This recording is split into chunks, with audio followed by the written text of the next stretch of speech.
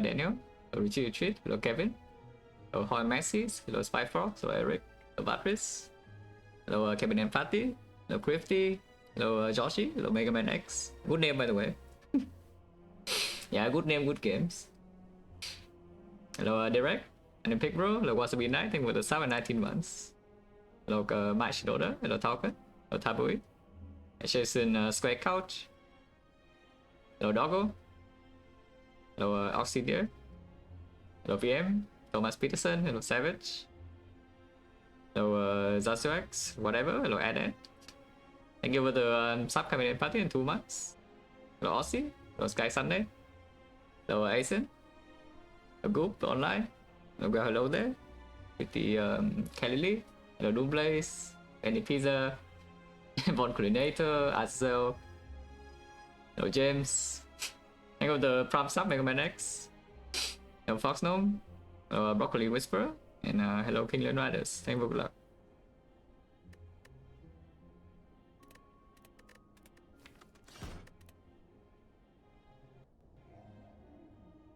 I mean, Rare Relic, yeah. We tend to look at the map before clicking the option. Option to go to floor 2 shot to brute force a 2 elite path. Other option is to go like 3 fights here into fire and then do 2 elites. Okay, that's good. Not amazing in Act 1 for Ironclad. Like, of course, it's a very strong relic, yeah. But in Act 1 from Neo is not that strong on Ironclad. On the other characters, it's very good on floor 0. On Ironclad, like, not as much. And like for Silent, of course, you have the starter relic, so you just have like 7 cards, gambling chip. It's just freaking amazing. And then for defect, of course, usually you just take chip damage against hallways because you don't draw block on turn 1, but now you can draw block. Or you can draw your zap if the enemy is not attacking. And then of course, a Watcher, you control your Wrath entrance, so you just kill the enemy. But for Ironclad, it's not as good yet. With preserving some stuff, some HP in hallway fights, and also killing the first elite. It is good against Nob. Against the other two, not as much. It's okay though. Of course, it's a very strong relic later. Contrapunk, thank you for the sub and 2 years, Fish a lot. And Broccoli Whisperer, thank you for the gifted sub. And Wasabi Knight, thank you for the gifted sub as well. So what is this? I think I just brute force the floor 6 elite, right? And we go for 2 shot, right? With the gambling chip right now, I don't really care too much about long-term value. Just want the early elite to be a little bit safer. Yeah, let's just go to for 2 shot and brute force is fine.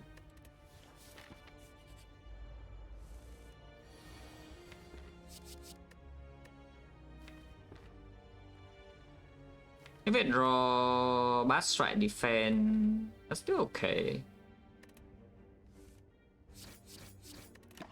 Yeah, this is fine. Next one guarantee lethal and we heal full. So this guy is not you know, a massive cultist. Well, this will have full 2 shot because floor 1 there's no damage card, but you know, Intimidate can take. Intimidate gambling chip, a bit of a combo. Not amazing into this elite. But you can go to shop, and if this fight goes really badly, you can pivot back to this like slightly safer path. Preferably we don't go here and then go shop. So if you go this way, really want to be able to fight 2 elites. But if not, yeah, I guess -1 elite is fine. We already have the gambling chip. If needed. This potion is not very good. Almost right on sale I buy. Also good with the Intimidate, yeah? And then now what? There's the metallic size here, you can buy for 90 gold, that's a little bit too pricey. On the other hand, you can just buy a potion, you know, buying potion quite strong. Buying Blood Pot of course give us HP, but the Strength Pot is probably saving a hit against a Nob, and also, yeah, probably also saving a lot of HP in Lagavulin, also saving a lot of HP in Sentry. This Strength Pot is just going to save a lot of HP, yeah? Or make the Blood Pot. The nice thing about Blood Pot, of course, is that if you see a potion with hallways you can drink, but at the same time you're freaking full HP right now into easy hallways. So it will just be wasted regardless. Yeah? It's like we see a hallway and it drops a good potion, yeah, probably Sweet Pot, just discard it. But I don't really mind too much. That's true, just buy Strength Pot. Strength Pot is also the cheapest. and then move on. Yeah, I'll intimidate.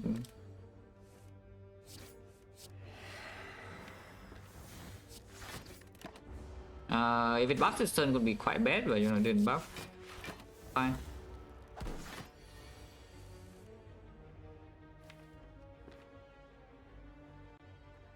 Bash defense, I guess. 50% we kill here and sometimes it buffs. Well, not killing. People block was a bit greedy, but at the same time maximum it hits here is 7. So now it's on 19, yeah? 19 if we draw pommel we kill. And we do. That's a 5 out of 6, and if a brick then I could just use it. Yeah, the export drops. And then now have to decide between the two. That's a good enough early game damage card that we probably can force the 3 elite part to happen, maybe. So what's the worst elite now? What's the worst elite right now? Because the Nog we probably can just kill. The Lagavulin, if we face the Lagavulin, Himo is not going to be green, yeah? So is the export better than speed or not? Because how much energy can we realistically block against the Lagavulin?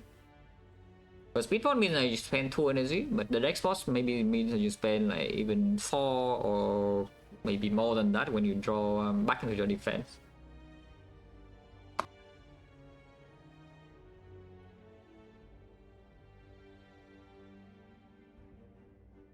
Against sentries, of course, the I think the next spot is stronger, yeah. Either way, the strength part, of course, is staying. So we just think about what is worse between sentries and Lagavulin. I think sentries is worse. And if we have the dex point, maybe sometimes you can block after debuff. Preferably don't do that. But yeah, I think sentry is just a little bit worse.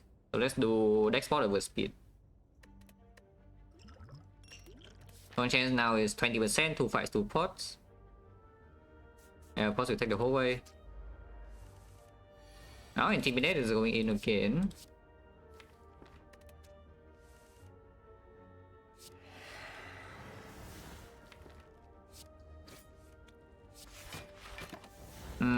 Slightly annoying draw though. Was this turn probably take a big hit? I mean, not that big. -4, yeah? If I play the strike, then 19 is killing here, but next turn it usually attacks 12. And playing triple defense means I take another 2 anyway. But sometimes it debuffs, sometimes it attacks 8 again, sometimes I also draw lethal. Don't think I take this 2. Yeah, we draw lethal.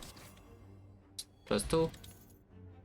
It's not amazing in the elite. Well, okay against Lagavulin, and we have this against Sentry, so maybe it's a bit better.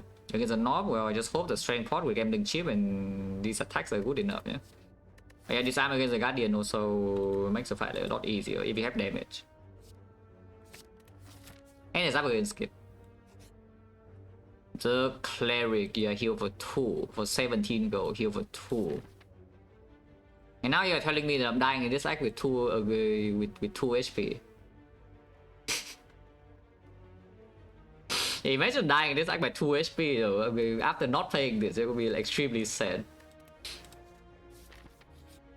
Okay, the Nog, we bought strength pot for this. Drawing too many damage cards on turn 1. So if I discard this, it's trying to cycle back. I can keep the disarm, and basically I can keep this full hand and just play this and accept that turn 3 I get hit. I can also just discard the pommel strike, because if I pommel into the bash or draw into the bash immediately, I don't even play the pommel. So we can discard the pommel, but that's -3 damage. I probably, if I pommel into bash, I would still play the Hemo, though Hemo is more damage.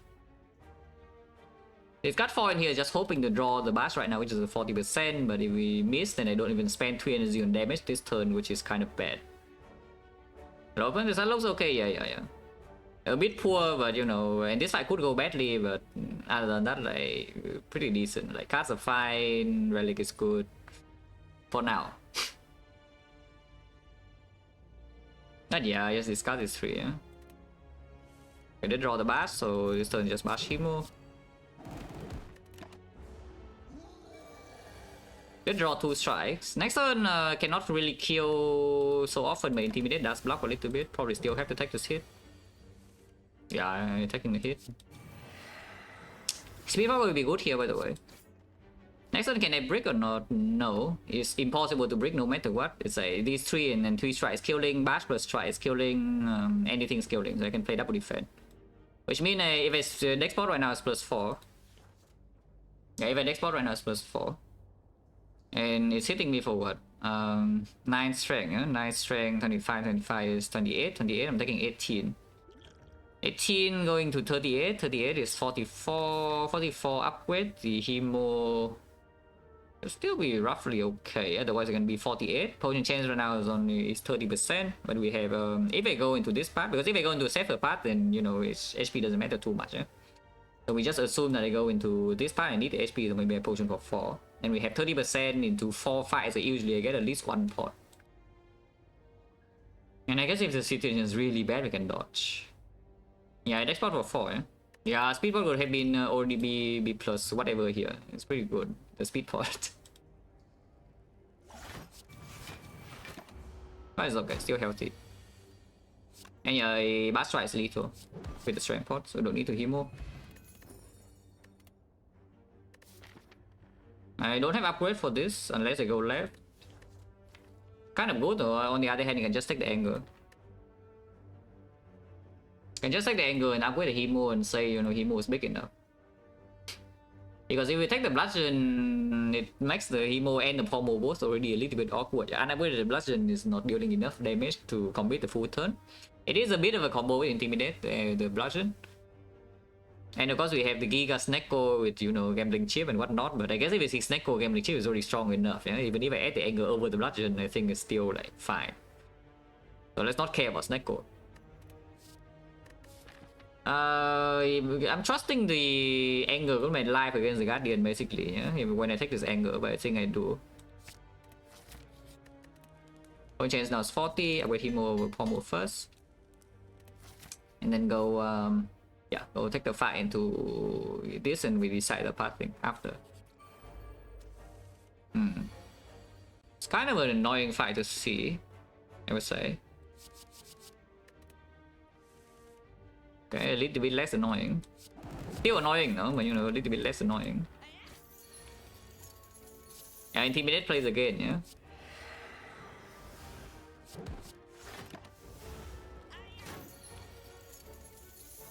Now I don't want to get dropped, so I will pay 2 HP. Well, barely not getting dropped. That heal 9, no potion, point chance now is 50%. Second win at the moment does nothing. Yeah, it's another negative kind to the Guardian. And we don't have any skills added. On the other hand, the Iron Wave is here to... I don't even know what the Iron Wave's doing. I guess it helps against sentries a little bit, which right now is a bit annoying. It helps against Laga a little bit, which also, you know, we don't have enough block. It's fine, right? The Iron Wave, if I want to run this way, and I do. Especially with no potion into these fights, eh? They're gonna involve with Hexagons. You want me to die or what? The Hexagons. You realize that right now I don't have enough damage for Hexagons, so even with the disarm. Yeah, even with the disarm right now, I simply just don't have enough damage for Hexagons. So do you want me to actually die, or what's going on?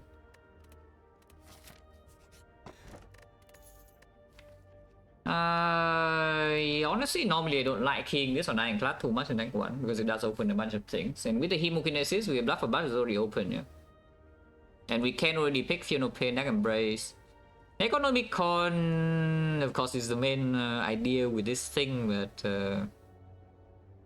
yeah, with Gambling Chip as well, we can pick more curses, yeah? And then Dark Embrace, Fear No Pain can already be picked with Intimidate, Disarm. yeah, Rupture open, sure, the Rupture. But actually, though, the Rupture with the Reaper, Magic Flower, Rupture, Gambling Chip with the blue candle, like, you know. And it's not even like the key is doing freaking anything, you know, the key is not doing anything until Act 3. Like, middle of Act 3, you get a random relic, wow, freaking nice. Take the blue candle. Especially if I'm going this way, which I think I am. I don't even know what this actually does, or like maybe it can do something. Like piano pain from here, we pick up against sentries, and then it could play. I don't even know why. It's just blood for blood. Yeah? Right now, it's just blood for blood before we see curses. Now, blood for blood will be picked. Yeah, blood for blood is already being picked. Okay, go this way and commit. We know that this is not an Exodium Tux. The Lies of Doom, but they're not attacking, so maybe not so doom after all. Yeah, if the Lies of Doom are not attacking, maybe they're not so so threatening. Yeah.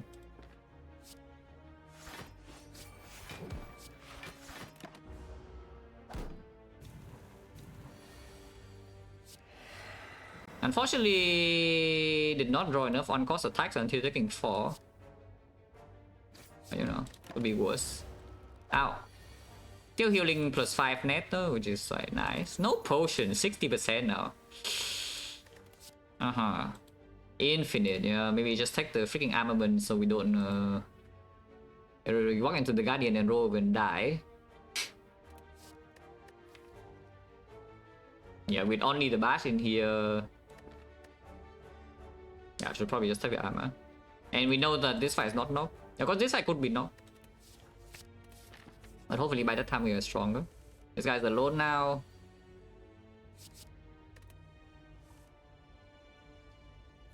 So could armor the bash here, or could just armor the intimidate to block 3 next turn also.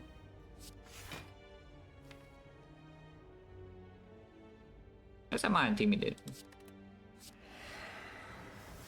I will play bash and take 3 though, is that true? It does open the Hemo Lethal. Yeah, sure. And I don't want to get robbed. And it's already weakened next turn.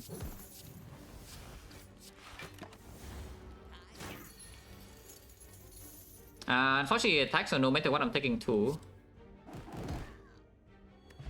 Okay, potion in this. 1 chance 50. Wait, the second win. Wait, my second win. My second win. It's fine, Power 2 is still good, yeah?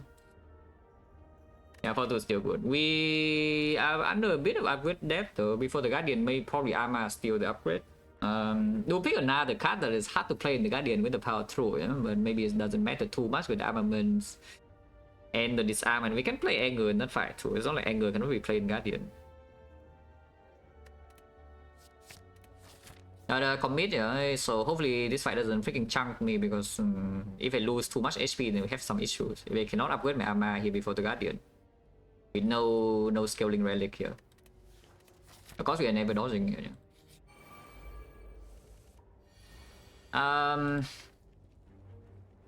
I can game link chip 2 cards, but right now we already spend nice energy, you know. And I can attack Pawn immediately as well to kill on Sentry instantly. With bone chance being 50%, we still have 2 fights and 1 relic into this fight.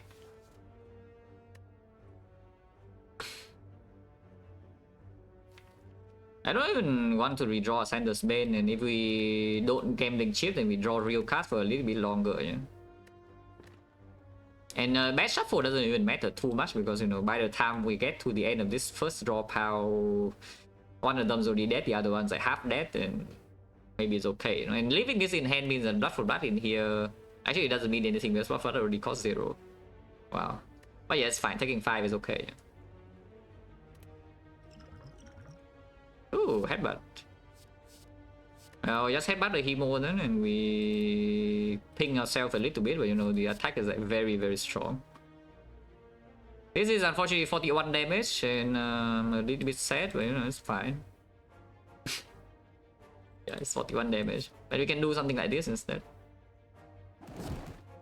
This is below 20, yeah? So now I can hit the another guy. And next one spend 1 energy on Hemo.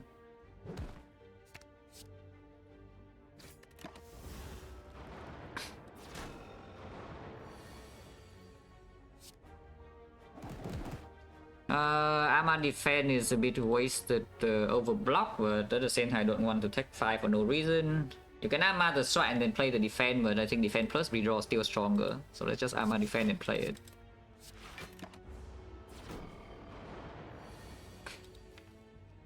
Oh yeah, with the headbutt we don't even shuffle belly unless I play the palm wall.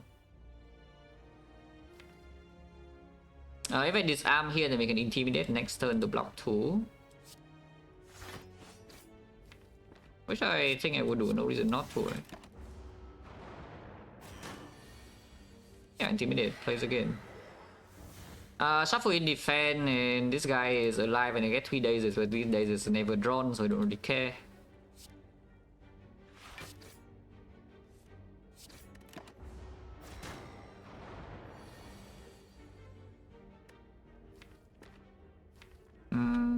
I'm on top, I guess. Because there's no block card and I just kind of want to block.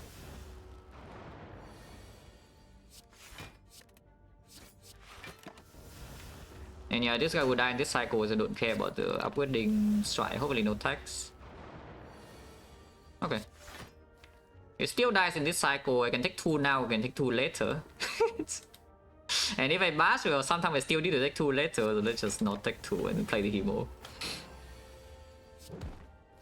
Yeah, next turn no guarantee full block, so let's just guarantee a kill. Wow, rare relics. Point chance now is 40, don't need any of these, so move on. Yeah, rare relics, yeah, rare. Don't have any AoE, but the power through alone is blocking a massive amount. And yeah, Hemo is one-shotting, so you know, all good for now. 2 HP is better than 6. Ooh. Just take 1 and kill this then.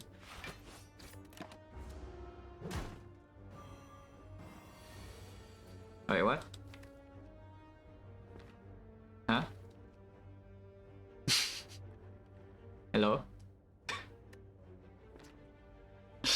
Okay, that's a bit annoying, yeah. Yeah, that's a tiny bit annoying that we draw like this on turn 2. I guess so. Yeah, I guess so. What can you do, right? Cannot do anything about this. -10. Yeah, it's just annoying. Don't even know whether hitting here is correct or not. But yeah, it's probably fine.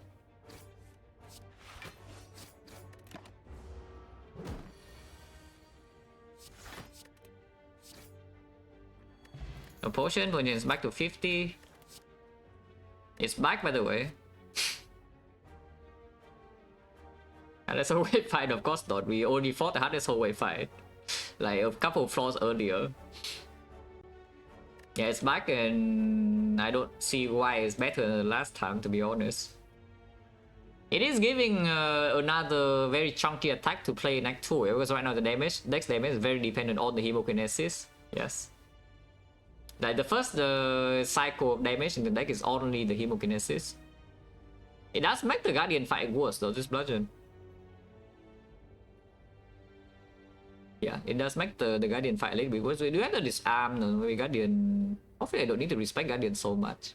Next time is like a normal Lagavulin against not the bludgeon is a fine add. Also, I guess if we take the bludgeon, it will probably just upgrade it over the armaments, yeah? Yeah. And then it has a decent chance of allowing me to preserve this 5 portal as well. If we fight the North, then that's a pretty good thing. Okay, fine.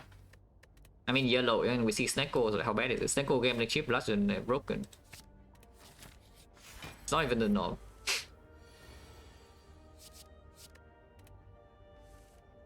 So how much do you believe? Because if you believe in the bludgeon draw next turn, you just bash your end turn, otherwise you anger and end turn. But we do also have the Hemo, so this bash usually leads to pretty big damage.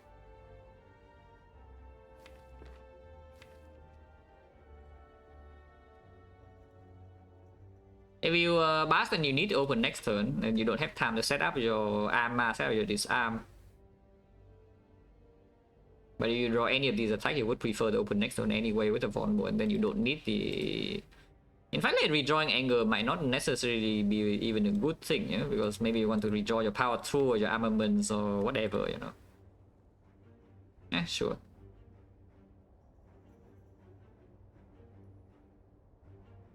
To prove? No, I'm not here to prove anything. Like, please don't. Please don't take things out of context. You have no idea what I'm thinking. Like, this doesn't mean anything. I just want the class trick to be bigger. Where it should be, you know.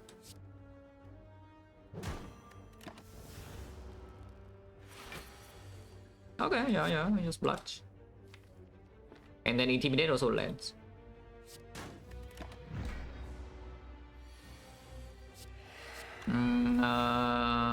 That's a bit annoying. He more shuffle out. Anger is not multiply, but next turn is already 55. Yeah, I think I just block max this turn, yeah. And Intimidate plays again, by the way. Ow! Now this is 35, this is 32, but this cost me 2 HP. However, the pommel can draw into the, let's say, power through. It would be very nice. Or Iron Wave would be okay. Not doing any block this turn is kind of annoying, yeah, because maybe it actually forced me to 5-pot regardless against this crap. It's like I take more damage this turn and maybe I fail to kill. That's doubly bad, you know. I do have power through still, so I think I'm still allowed to block, and if need to I can 5-pot.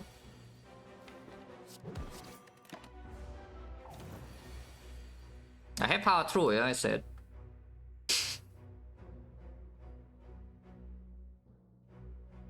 Yeah, I have power through, yeah, also I claim. So how much block is this? Because we block for 11, take 7, yeah, 7, 5-pot, no way, right? I freaking rest now. I actually need to rest before the Guardian because this fight is so bad. Now I don't even have my bludgeon green, the armament's not green, everything freaking sucks, and you know. Guardian can actually suddenly kill me. Which is very annoying, you know, but it can happen. Because this fight went like so badly. Next turn is not even dead yet, yeah? Next turn is not even dead yet, but your armament's into Iron Wave, play Iron Wave, play defense, play anger. Yeah, sure. You can upgrade defense for +1. Next turn maybe it's not lethal though, because this would be only 4 and 6, so it's on 20 and 20. I guess Hemo draws like fine. This is +1. Next time you play Hemo is -2.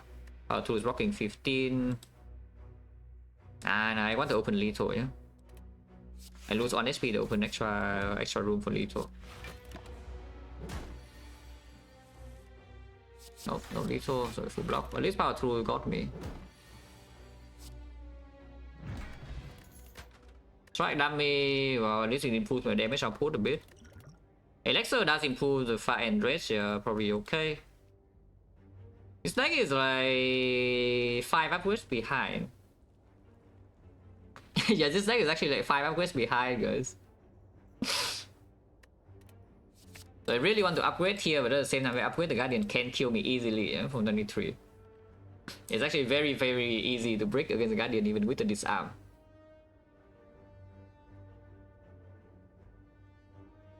And these potions don't really bail me out when I break my block. Of course, I can preemptively exhaust some of the attacks to improve block density, but that's not actually solving the issue. Not sure, yeah. We have enough go away rest, yeah.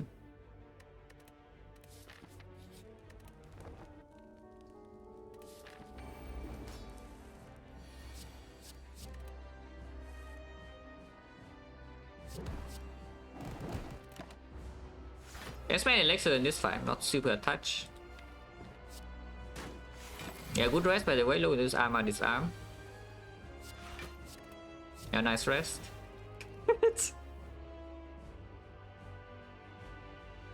Yeah, of course, yeah, you draw every fight before this badly and then you go into the boss fight. Because you drew every fight badly, you rested because you are scared. And now in the boss fight, you draw well and then you take no damage. Wow, the classic. That's the thing, right? You draw badly every fight before, and now suddenly you're in kill range. And because you're in kill range, you cannot suddenly take the run ending risk, so now you rest, and then after you rest, you draw the average draw, maybe a good draw, and then you never take damage. Wow, freaking cool. Amazing. That said, though, we can still get hit. Yeah? It is this up 3, now it's a lot harder to have any issues here. This turn you can still get hit, still 10 damage. You don't draw second defense, you already take 5. See, resting justified, no? Look at this. See, good rest, good rest. With the Iron Wave, so it's a real block card in the thing, and it's only -1 damage, and I want to play Iron Wave here anyway. Sure. I hope I can actually split, by the way. Yeah? It looks like we can probably split. Not guarantee at all though, because oh, that's kind of bad. Now that I see, this is kind of actually bad, because we are 2 damage off, and this is only 9 damage. Yeah? It's not 11. We need 11 to split. And if it hits me next turn, it's 33, and this is not exactly, you know, very comfy times. So maybe I did not actually draw that well in this fight, looking at this second cycle. Don't want to... I mean, drawing Intimidate next turn actually is not bad, but I do want to draw an attack preferably.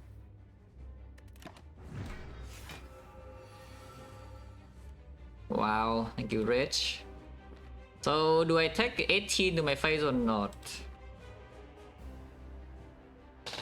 Upgrader's dead? No, not at all. In fact, Upgrader's freaking speed last turn because I would have upgraded the Bludgeon.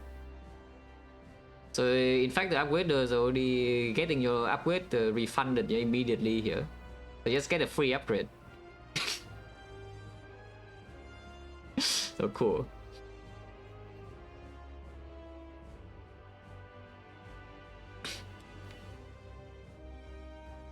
Can I play this from... Is this safe from 18? It is arm 3. 18, we can face 2 bricks. I can take 2 bricks after this turn.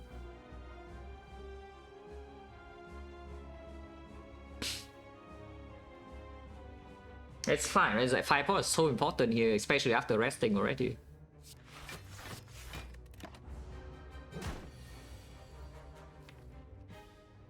I don't exactly have block in here though. So do I just get vented or what? If I get vented, then the attack would be 10, yeah, 2 turns from now. But I get 1 more turn to set up the armaments and maybe elixir away some of these attacks. Yeah, this draw is extremely bad because we first of all I took 18 last turn for literally no reason, yeah, and secondly I shuffle out 3 defense. So suddenly now if I split, we are also once again facing damage for no reason. So I actually have to take this debuff. Because I doubly bad that I bricked last turn so hard. Not that sure. Oh, I guess this is just armor combo and then we elixir away some attacks, yeah. Yeah, let's just elixir away these attacks right now. Can keep the Hemo around though, but these 3 should probably go away. Yeah, and you kind of need the Hemo around to still split in the redraw.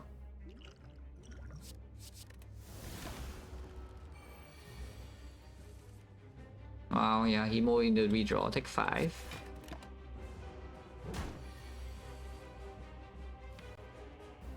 Next turn, yeah, Rage Bash and Wave is good, perfect block.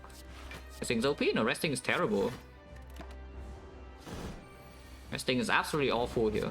It's just negative, I get nothing. I lost on upgrade and I lost more HP.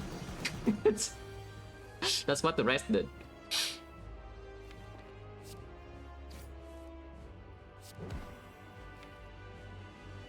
Technically could brick, but even if I brick I don't die.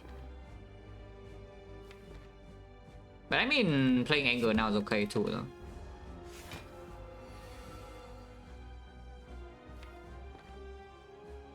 Do I play 2 more HP or not? Because it is quite a lot of damage and I kind of don't want to stay here for too long. If I do play the Hemo, it doesn't matter the order, yeah. So we just play Strike first. And then play this Strike. So Hemo here is 23 damage for 2 HP. Is this 2 HP real or not? I am currently healing to 22, 46, so yes. Any HP I lose from here is real, unfortunately. So if I play Hemo is -1. We shuffle out defense next turn is nothing but 7, but it's still vulnerable, so I could play double defense to strike. Then we do have Iron Wave, it's still only attacking for 10. That's great. Power 2 are gonna be played as well. Ah, yeah, waiting. Yes, absolutely freaking perfect, this draw. Huh. Okay, I guess. Dead? Who is dead? Do you want to die or what? Again, yeah, my tolerance with the chat today is pretty low, so you know, please tie at your own risk. Yeah, please tie at your own risk. But yeah, armament rage and then play bomb, still take damage though, and I'm sad. But next time I'm not taking damage, so playing Hemo here doesn't even kill. Hemo here doesn't even kill, so I guess we just take like it's -1, yeah.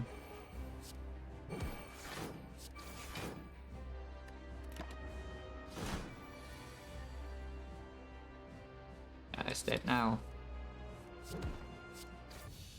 Oh, that was extremely annoying and no potion. At least I keep my 5 core.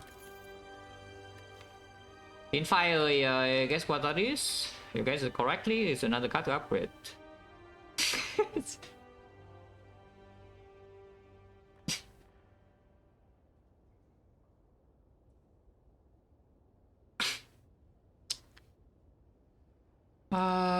Demon form for Act 2 boss scaling, but only the boss, yeah. And if it is Snecko to go with Demon form, the Bludgeon is already enough damage for the short term. It's Fiendfire, it's not even that strong. It's like really have any done with the Bludgeon. The Pommel Strike is not freaking green. It does offer you an easy with exhaust down if you see the thing, the Fear of Pain Deck Embrace, but of course they are not in my deck yet. Oh yeah, in early Act 2, this Fiendfire is not even that strong. It's like Strike Dummy is less efficient than just playing strikes per energy. And then when you have Hemo or Bludgeon in hand, it's also not even that good. Like sometimes competing with Bash. Not upgraded, deck has no active draw besides the Pommel, but Pommel is not even green. Taking something like Barricade is opening a different kind of out. Barricade does almost nothing right now. It can still do something sometimes, but it does nothing in the elite fights. If it does anything in the boss fight as a champ, I guess maybe against Collector it could do something with the turnip. And bad Collector pattern always involves her not attacking in certain turns.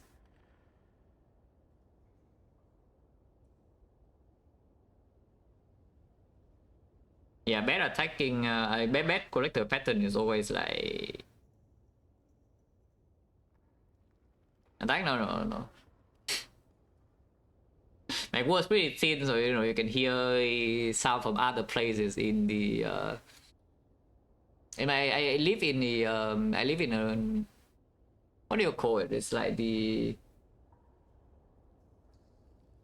how do you call it? It's like a tall building that's full of rooms for rental, yeah. So my words are pretty thin, so you can hear like, a lot of things, maybe.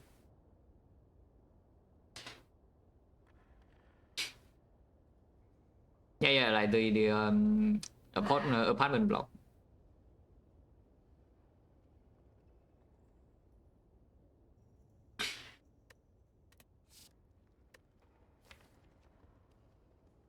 But yeah, the barricade against Collector can even play because I was saying that bad Collector pattern always involves some turns that she doesn't attack. Okay, it is pretty loud, but you know, sure. But yeah, whatever. Move on.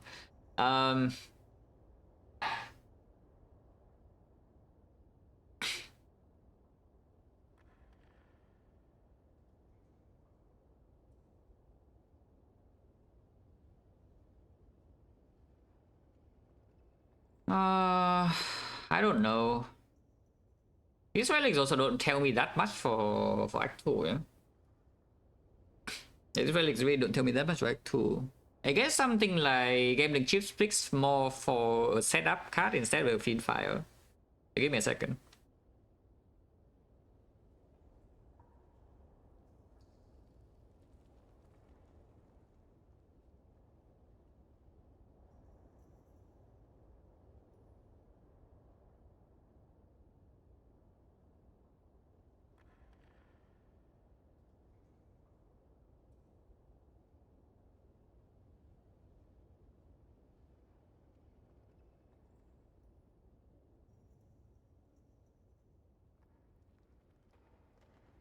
Chip makes them informed. Chip makes the setup heavy things more appealing, basically. Just this. And the feed 5 right now is not that strong. And if I see Snecko, it doesn't matter which one I pick, they're all good. This one is specifically better than the other two if I see exactly Pyramid. But if I see Pyramid, I think it's okay. It's like Pyramid gambling cheap, and we do have some good things with the Pyramid already. It's like the Press, the Anger, the Intimidate, the armaments also a little bit. This is not so good with Pyramid, but you know, our damage output is still fine. Strike dummy. That's okay. Don't need to be... I think basically if I take one of these and I see Pyramid and pick it, I'm not going to die or anything, I don't think. So what is more likely to kill me in this run? Is it not having enough damage in Act 2 boss, where the demon form would perform? Or not having consistent block or whatever for later? Because Turnip Barricade is also a small combo, yeah? And because Barricade opens a lot of things. Demon form opens relatively a lot less things than the Barricade in this kind of spot. Even though, of course, Twin Strike is like giga strong because we have the Strike dummy, and Twin Strike already one is 16 and double scale with strength, so it does make Demon form stronger. But relatively speaking, right now my attacks are not that good with strength. And I don't even have the perma Von, so dealing boss damage with strength is, you know, not even that good yet. Yeah, let's take the Barricade, yeah? Let's take a Barricade. I mean, because Fiend 5 is like power 2 Fiend 5, Power Strike Fiend 5 a little bit, but it's not freaking green, it will have good damage cuts. I think I just take the Barricade here. Oh, should have taken Fiend 5, my bad. Yeah, my bad, should have taken the Fiend 5, oh, yeah, it's fine. Pyramid is stronger than P-Box in this spot, I think. Yeah, I would assume Pyramid is stronger than P-Box in this spot. Yeah, 3 Pyramid, 3 Energy Pyramid with the Barricade is also like, very hard to play right now, so it is potentially a bit of an issue, but we are very rich. I mean, maybe not that rich, I could be poor. If the shot is very good, it could be poor. But we have enough gold to buy like any one good thing. And the firepower is still intact. Collector, so yeah, Turnip. Maybe Barricade could play. Floor 2 shop, so we don't get super owned by early floors before spending gold. We can still get owned in the other floors. But you know, in the very short term, we only need to withstand one floor here before going to shop. This enemy does not attack on turn 1, yeah, nice Barricade. Fiend 5 already killed. Yeah, Fiend 5 already killed, yeah, but you know, Barricade doesn't kill. You can set up the Barricade now, no? That's the funny part. But I think we try to kill this enemy or what? Is it possible to kill in 3 turns? We can line up Bash Bludgeon. Oh, hopefully not. Hopefully.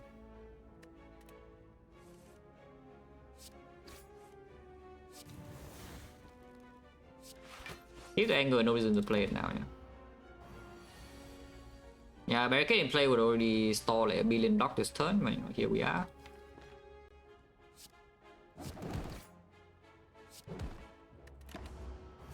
Turn is easily blockable though. Unfortunately, it's not dead next turn.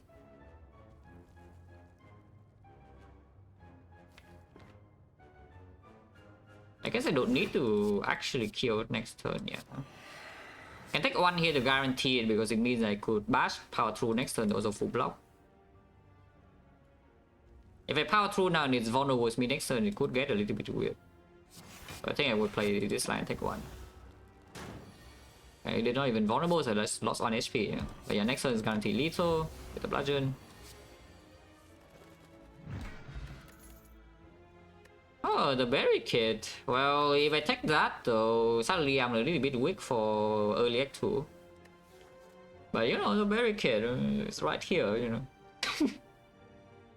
And I have Pyramid as well, so I can line the Entrench up. I have the armaments, which could also be green to line like the Giga combo up. I have Rage Plus. No, I mean, of course, if I take Barricade, I take this, and we maybe not even, I'm not even fighting elites in this Act 2. I can just go fight whole ways. Wait, I'm fighting elites. I can also bottle my Barricade with the gambling chip and the Pyramid. Seems a little bit strange. taking the insect. Where on earth am I going if I take the insect? Honestly, I don't even mind the second shop here too much, because if I buy the insect, I'm not spending a lot of gold on other things. So I buy the preserve insect, we go here, advanced hallway, bit scary, but yeah, go here, upgrade the armaments or something, or bludgeon, take this with the preserve insect, maybe 5 port intact. Go here, if I need to can rest one time, otherwise can upgrade the entrench or the barricade itself, or whatever, I don't even know. And then yeah, go here, and then do second shop, and then boom boom. Of course, you can try to run into the 3 elite path, that advanced hallways with this deck, even with the insect, I don't really feel super comfortable. Oh yeah, let's just take the insect. Yeah. You can also take this, it's Benedetta Plus, by the way. It's Benedetta Plus with the magic flower.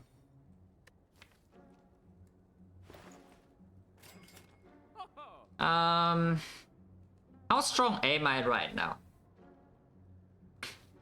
If I am extremely strong, I buy this liquid memories. And honestly, even if I'm weak, I should probably still buy it, because it could be double bludgeon, you know. But the thing I want to do with this, of course, is very clear, yeah? Is that I have the liquid memories with entrench, and way later on with my barricade, and just instant win one fight. If I have the things in my hand, of course, which I'm not guaranteed, because Battle Tornado is already gone, yeah? And yeah, remove... Is defense better than strike or not? With the pyramid, it's not so clear. Because against the Gravity Leader, I absolutely want to draw strike and turn 1 and not defend. Against the whole ways, I want to draw defense early. You know? And against Collector with the turnip, I also don't mind the defense too much if it is set up. Okay, fine. Probably still remove strike. Then you can see bites here with the magic flower, and I'm set. Or maybe I don't take bites with strike dummy. I don't even know. But yeah, sure, let's just spend gold. How much gold am I making? Because I am going to this shop, probably. 60, 90, 105. 105 is if I spend on this. This is 159, yeah? 159, I'm at 57. So I still can buy common relic shop, relic next shop. Can still remove, can buy rare card. Cannot buy rare colorless, but that's okay. Sure. Remove strike, buy liquid memories, yeah. Point change is 50, so buying liquid memories probably means I'm wasting some pots here, unless I use a 5 pot, which I don't want to. But that's fine.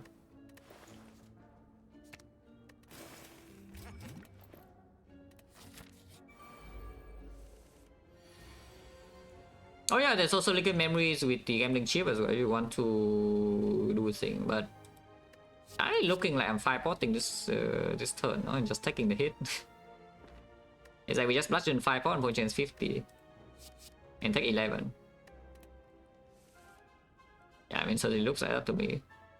I guess I don't need to bludgeon because 30 damage here is already enough. We can block one with Iron Wave instead. So like pommel into strike into Anger Iron Wave. Yeah, this is already 21, 41, 41 is killing with 2 energy.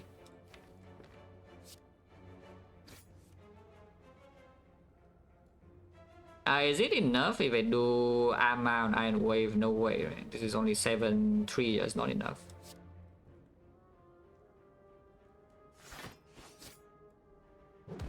That's right, that means going in. And yeah, this turn can do like this. If it doesn't attack next turn with bash, if it attacks next turn with power through, and then either way is dead the turn after with the bludgeon. No potion, 160. This is garbage unless you want Havoc. We don't have a headbutt. Don't have a war cry, but you could take a war cry. Havoc is minus, so minus is probably not good enough, yeah. Plus I take. Yeah, no green, no deal. Oh, no 5 pot now. This fight is like kind of scary, to be honest. This fight is like actually kind of scary. I mean, of course I took the fight, but it's still scary. I would prefer to not use this potion, of course. Man, the bludgeon upgrade is like so freaking important here. As you can see, like all the fights before now, the bludgeon upgrade would have done something great, yeah? And even this fight, if I had the bludgeon upgrade and draw into it right now, I can instantly kill like Bay or something. But now I cannot. Should I keep the power through? Because power through is a card that actually can block after debuff, and then you know maybe we can kill the turn after. This is the block for probably not good enough, but these two and maybe this is good enough. Ah, this is probably fine. It doesn't look very fine to me. Oh, that definitely does not look very fine.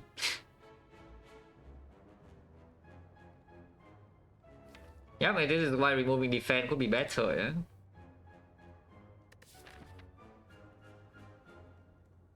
yeah? Resting again or what? If this fight doesn't draw a potion, then maybe I lose even like 30 HP here.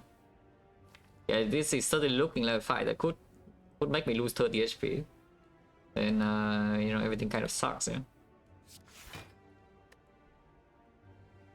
But I think I keep this rage anger thing for next turn, because I want to play 3 attacks on this guy anyway.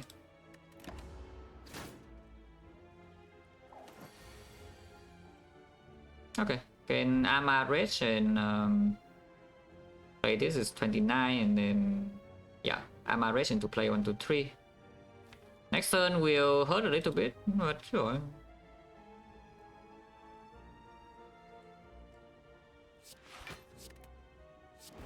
At least the rage blocks through the thing.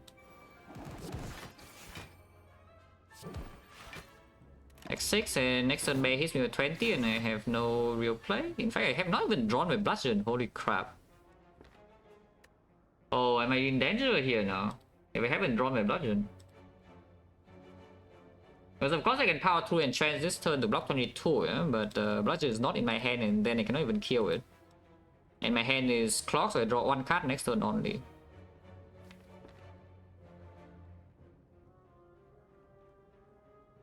Actually, it's 2 cards, 2 cards. I draw 2 cards next turn, now 4. But this is like a lot of HP, yeah? It's power 2 and trancing is actually a lot of HP. I guess I could power 2 into double strike, that's more hand space, so effectively I'm trading... That still means I'm taking 9 next turn and turn afterwards it doesn't die though. Yeah, Feat 5 would be freaking amazing here, of course. Also, I could have just drawn a little bit better here, I'm not sure.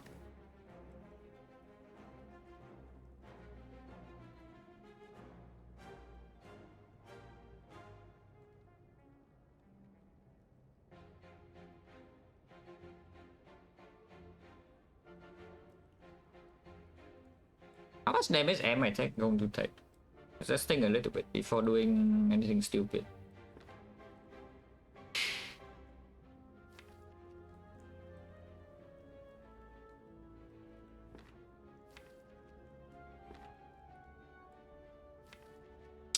I'm blocking 1, so taking 8 more. But yeah, this turn actually cannot be power through and change. It probably has to be power through. It probably has to be power through double strike. And I draw 3 cards next turn instead. And also this guy is close to death. And Mega Bond with the 731 month special lot. And probably Liquid Memory is also gone, which is like very, very annoying. Not sure.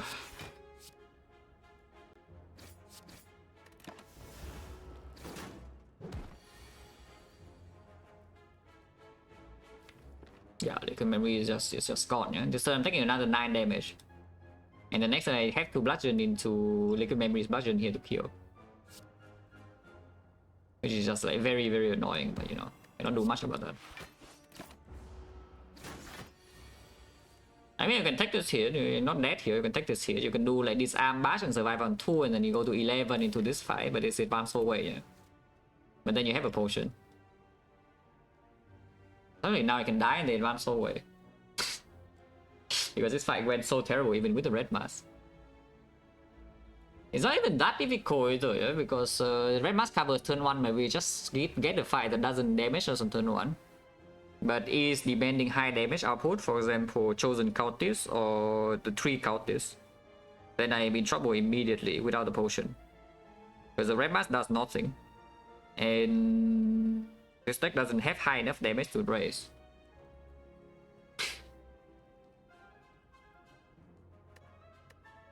Yeah, keeping power through maybe was just too optimistic. Is basically what happened here.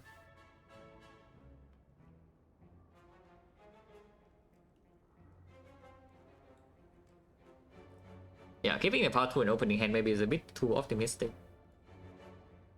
29 HP into this is not 7. Oh, even I'm willing to rest here. Oh, that's so bad though, but sure, 29 HP it is. Yeah. Okay, at least we got the freaking potion back. Once again, card is garbage.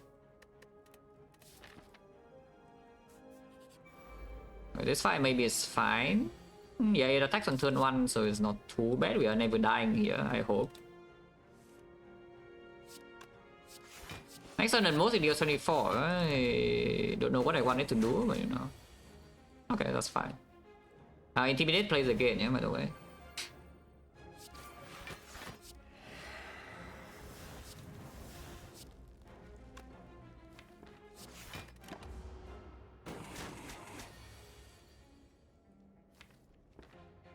Are we trying to block the snake plant? Because it certainly seems I'm blocking the snake plant instead of killing it.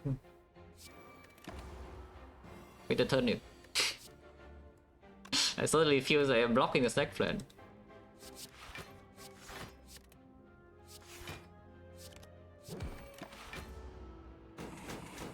This turn we never take damage and most is 18. So now next turn we have the guarantee bash bludgeon. So you know, a good fight.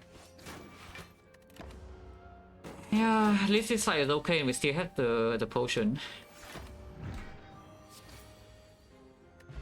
Okay, it's back, it's back. Yeah, the premium potion is back at least. These cards are still not exactly very inspiring, yeah? And I mean, still in kind of the same trouble as before, but we do have Preserve Insight and the elites. Pommel Strike once again is it's strike dummy, but it's Pommel Strike freaking minus. It doesn't even cover for damage output. The upgrade in here, I think with Preserve Insight and 5 port, probably not. We don't care too much about the bludgeon. Probably just do armaments now because armaments right now is also like plus a billion energy upgrades, you know, that plus both on the barricade and the entrench.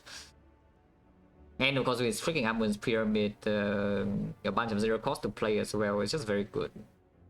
And against Collector right now, I just see that we are probably aiming to just barricade and change the Collector down, and then maybe see a headbutt or something, liquid memories one time.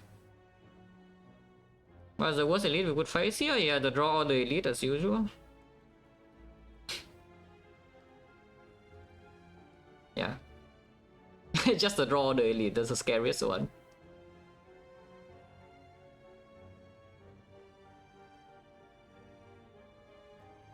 Yeah, from 31 with the red mask, I don't think I should press.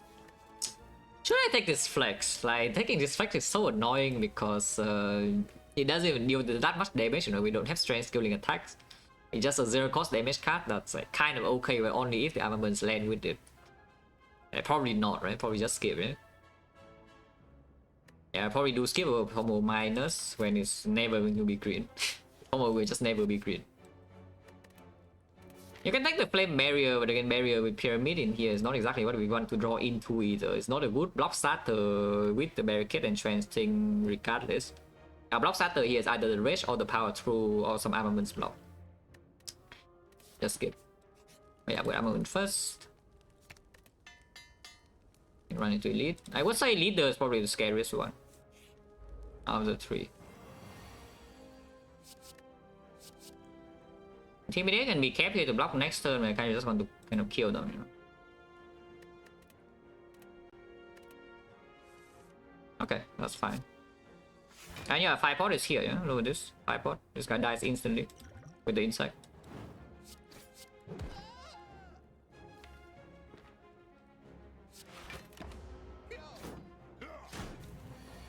Nice draw, drawing all my base cards, right? That's nice. But you know, it's okay, could be worse. Could be worse. And yeah, this fight is like fine because Preserve Insect got me. I mean, I pay some HP, but it doesn't kill me from here, yeah. Yeah, Preserve Insect is like very good. Okay, potion back. One change like what? 1, 2, 3, 4, 5, 5, 30%, 3 potion drops. Upgraded. And the other hand, here's the Blood for Blood I was talking about. With the blue candle. And the Hemokinesis. Yeah, this Inflame Plus is not even getting any payoff. That's the thing. We have Strength and then what? Don't really see anything happening. On the other hand, this Blood for Blood with the Pyramid will be 0 cost fairly quickly. And it's like a little bit of supplementary damage for... And it doesn't cost energy to really play, yeah? To control the fight with the minions or something in the Collector. Wow, I'm setting up my Barricade and Trench. But the Inflame needs to... First of all, it needs to be played for 1 energy. And secondly, afterwards, I also need to spend energy on freaking attacks to get the payoff. Seems a little bit weird.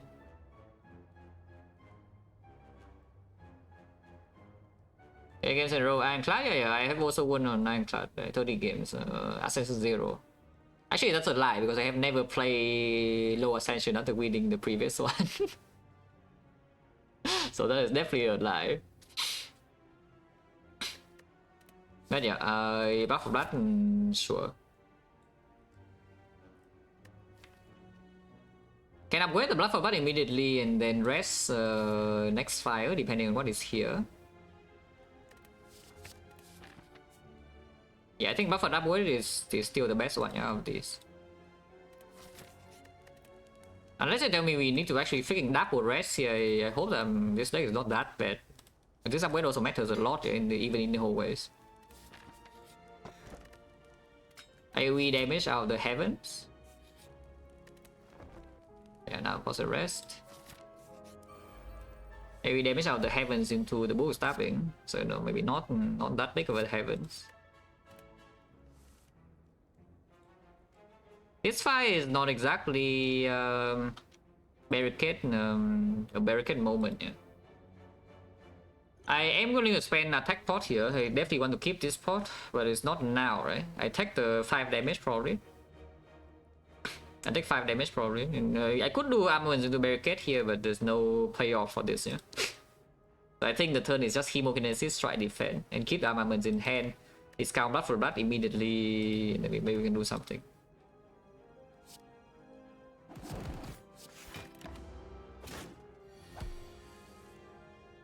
Yeah, like Blood for Blood is discounted.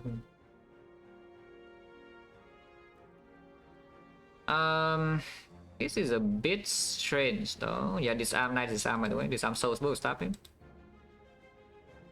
I could take 16 here and then get the fight under control immediately, but maybe I just open attack pot. Even with point chance 30, attack pot maybe it's not so needed here. Headbutt is sure.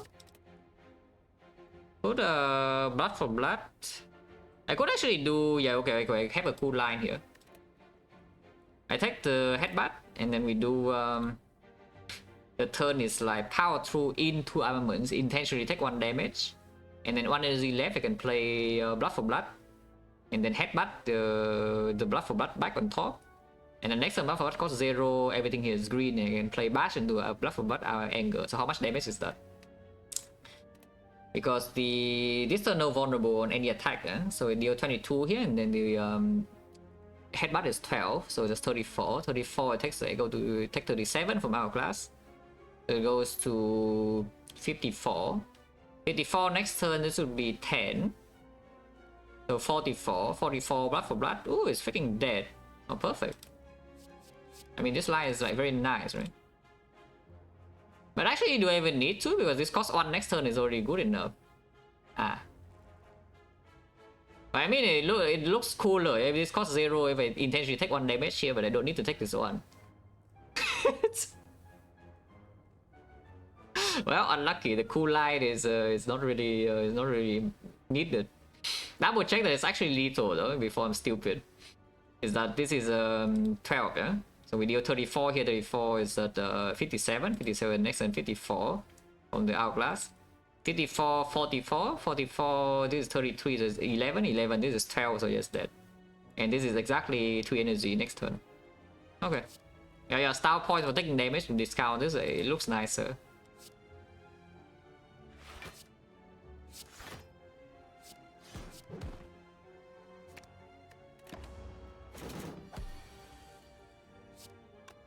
play this just in case I'm dumb somehow. Yeah, you see it, right? Lethal. And yeah, scariest elite, yeah, maybe some people claim. Because you see the deck has some AoE and you are scared of this guy. And how much damage do they take? Like what, 5 damage. Of course I use a pot, but you're freaking 5 damage. Levels they use a potion and still took like 12 or something. Also, yeah, so by disarm, exactly. This enemy is completely helpless against the disarm. Well, which one? I mean, with Barricade, probably Funeral Pain is stronger, right? Of course, with Dark Embrace, you can take any curse, after you get Dark Embrace in play, because you have the... you have the thing, you know, you have this thing. But, yeah, probably not. Probably now we're just trying to do some Barricade and trans things here. My second win! Hello, my second win. My second win. Oh, too bad. Oh god. The Stecco of Evil. Oh, yeah, actually the Stecco of Evil but it's not that bad. Yeah, and then I just draw all these right now and then everything here rolls terrible. Is Rage even good? Rage is pretty nice. Zero cost block with the Snecko Pyramid is like kind of cool. I actually shouldn't play it because yeah, Snecko randomize the thing anyway. Oh, this thing is one cost cheaper at least. The other things are more expensive, but for now it's fine. I'll play the Entrench now. No problem. This Snecko is actually just stupid. Personally, I think this Snecko is like kind of dumb. Don't know about you, but I think it's kind of stupid. Suddenly almost full HP. Yeah, Limit Break would go very nice with the Inflame Plus that I could pick up with some flexes. And we also have the Pyramid, so it will land, yeah. But yeah, if we need more damage later on this run, I think one Body Slam would do. We just try to set up this barricade and trans thing. Don't have a headbutt yet though, so this liquid memory is fairly important for now. I just skip. And yeah, short. That Embrace is here anyway, or you can take the Sentinel puzzle to, you know, do the puzzle blue candle thing. With gambling chip already and pyramid, this puzzle is still okay, but your toolbox gambling chip is also a combo, you know.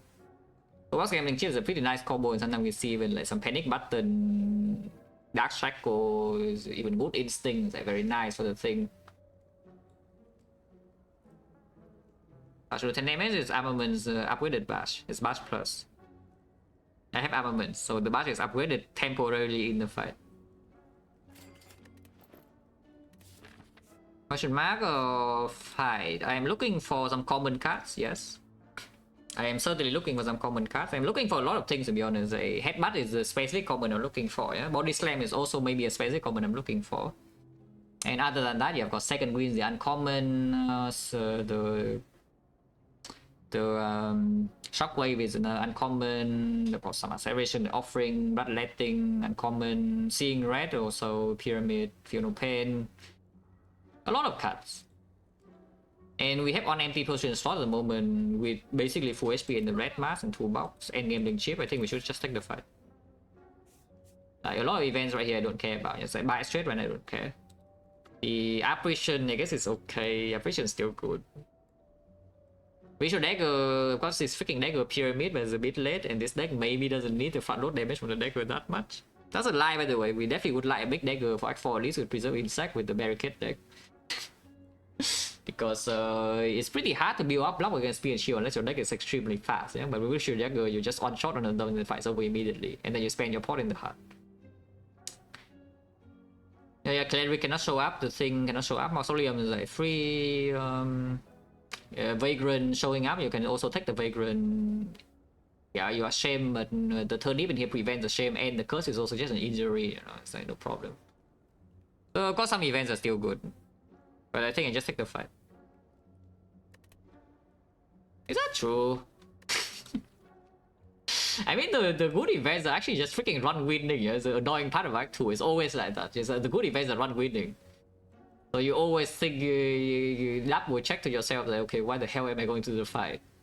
Because the fight is just a small increase, you know. It's like, okay, it is an increase, but just it's a small increase, and you don't have perfect information because you don't know your boss relics yet and whatnot. On the other hand, every single good event is run winning. Like the premium events are just running on their own. It's like, yeah, freaking Necronomicon, blue candle, discount block, what instantly, full perfect block with no pain, double play bludgeon. The apparition is Apparition Pyramid with armaments barricade. Feel no pain is just insane. Like Ritual Dagger is a bit late, but still freaking Ritual Dagger Pyramid armament, so it's going to be like very big. It's just so annoying, you know? Like 2 events are always like this. And you walk into there, you just see like some complete garbage and then you're sad. Okay, fine, question mark. Question mark is too good. Also, this cannot be short. Yeah? We know this cannot be short, it cannot be cleric. Wow. That's the perfect outcome. You know, it's fine. It's the usual thing, you know, perfect outcome. Discover or technique? If a technique for, I don't even know what the hell I want to technique for in this deck. I guess armaments or what? Or just take discovery. Should have technique for armaments apparently, but sure.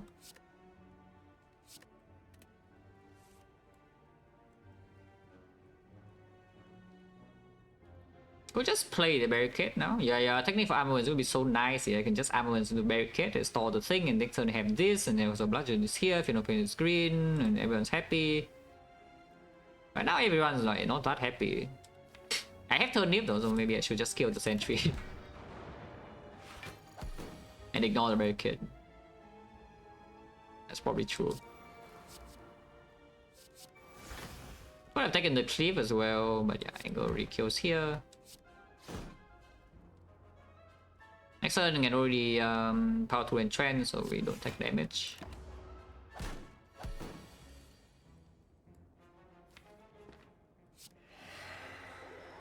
Wrong order, but so I guess we have wounds in hand now, but I guess it's fine.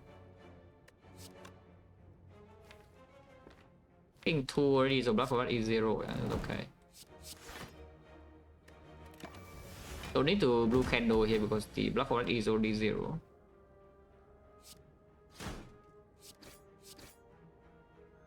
No potion. Well, this is why you go to the fight, guys. See, this is why you go to the fight. You're not the question mark. Interesting. Kind of good. Now what? Upgrade entrench. Entrench upgrade is definitely stronger than barricade, yeah. And the damage upgrade is already here for buff for blood and disarm. Not disarm, but the debuff shockwave in here is also present. So intimidate or bash or whatever is not so needed. Yeah, sure. I'll just upgrade entrench and hope the collector doesn't kill me because we can. Pretty rare though, and if I use a potion, I don't think realistically I can die, yeah? But I hope that I don't need to use a potion.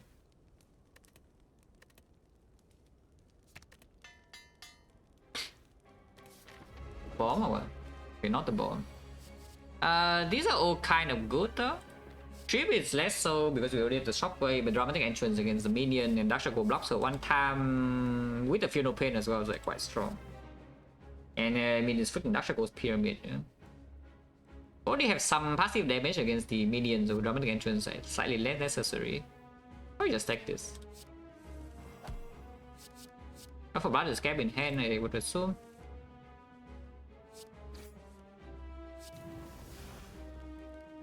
I don't actually want this defend in my hand, so let's get rid of it. Attacking is good for us, I would assume, also. It's debuff like forever now. Yeah? And just cycle is now, doesn't matter. Of course, after debuff is slightly better because you have Vaughn, but yeah, also one hand space. And I can kill a minion immediately, buff for what is still 0. And we can use the block of what to control the other minion. If you resummon them, of course you don't really care about the minion. Bottom decking barricade is a bit annoying, but yeah, it's fine.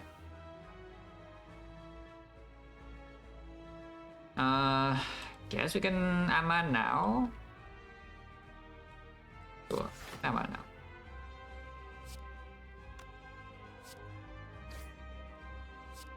This is perfect, and next turn this dies Hourglass.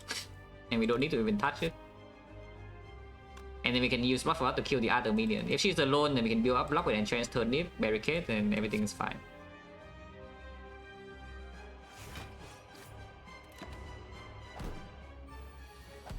And she has -2 strength. Yeah, my freaking barricade will be here anytime now.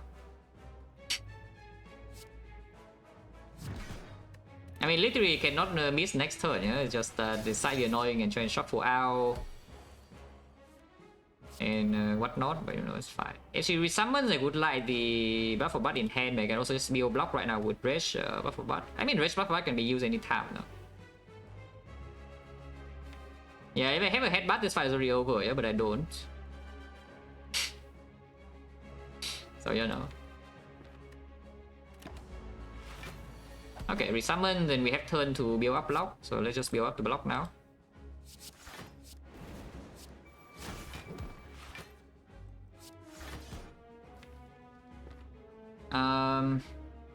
The Zero Pain doesn't actually do anything, so that's cool. P-Box, yeah, P-Box was already seen Act 1. I picked Pyramid over it.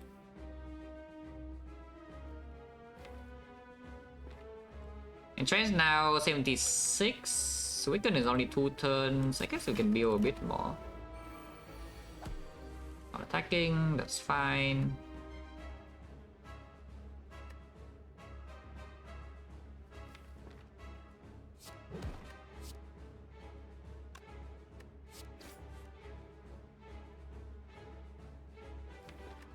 Next one, she will always attack though, but 96 block is still enough to take a hit. And if we need to, we can...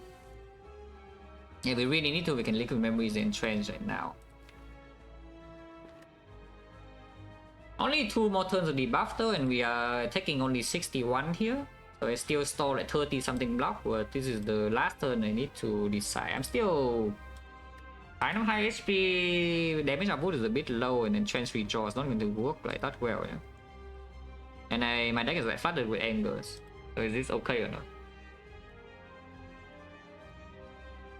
So this turn I'm playing, if I'm killing a minion, I'm playing like what? Iron Wave, Chemo, Strike here. Then we block 7, I go to 83 and I'm taking 61. Yeah? So I'm going down to 22 block only. Next turn she can swing again. And this guy is not dead. It is a bit scary. I am still high HP, but after the Shockwave gonna runs out, which by the way Shockwave is already out. It's not debuff and she has S strength. And then even after my debuff runs out, I already don't have frills, it's only vulnerable, yeah? Like this guy still deal like a bit too much damage. I'm a bit worried. Even though this potion is like so incredibly strong, this fight has not gone well enough because we got to take the barricade. And then Trance was shuffle out in the first cycle, I cannot build up to 200. I think I potion, I think I just potion. Which is a shame because this potion is so incredibly strong, you know? But it's fine. We have time to, you know, find something strong. Like a single headbutt or maybe some impervious into a good boss relic, maybe even some panic button again here, maybe a second wind with Funeral Pain. There's a lot of room to grow stronger from here. And yeah, the potion can also just come back. Like we can even see a new pot is the same thing. Like many things, like Heart of Iron, even freaking Block Pot. Okay, let's just potion then. This fight has not gone that well. I will still kill this now, of course. Blocking here is gaining 26 block. And losing 18 is actually +8. But killing here opens resummon next turn, which is probably better. Okay, sure.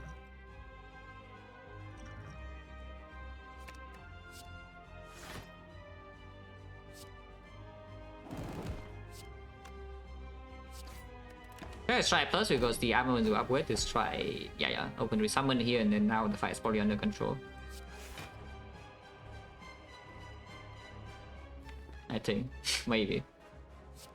Yeah, even after duels, we are still only storing 100 block, you know. I say only 100 block, but it is only 100 block. It's not that much.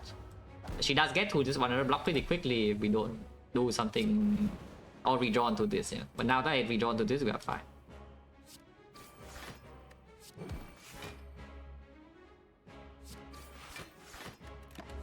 Yeah, now of course the moment you outpace an enemy with barricade and trends, like it doesn't really do much of anything anymore to you. You need to outpace it first.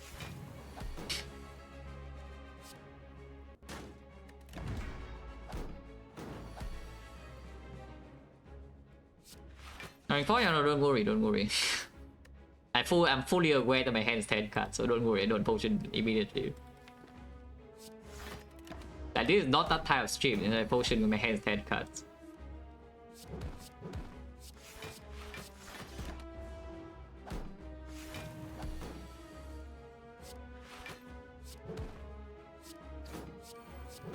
Now of course we win the fight, but the potion, the very very strong potion was used. Which is just quite unfortunate.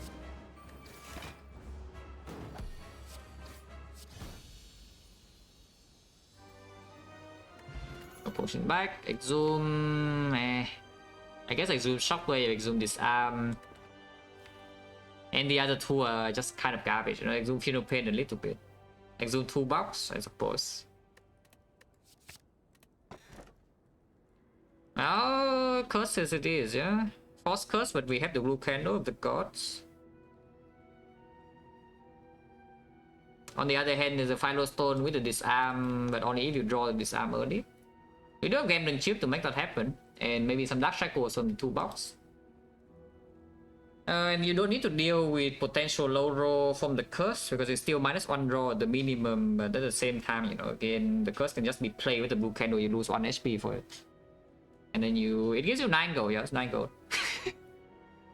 yeah, drop season, yeah, of course, rich. Open the chest, 1 plus 9 gold, just like that. Keeping the Xecna in Shambles, I don't know how much in Shambles they are because I don't need to open the chest. But sure. Yeah, I think Cage is still better than Final Stone, yeah? With this low max HP and we don't have artifact, hard for cycle, even with gambling chip pyramid is a little bit too scary. to just take the border strength.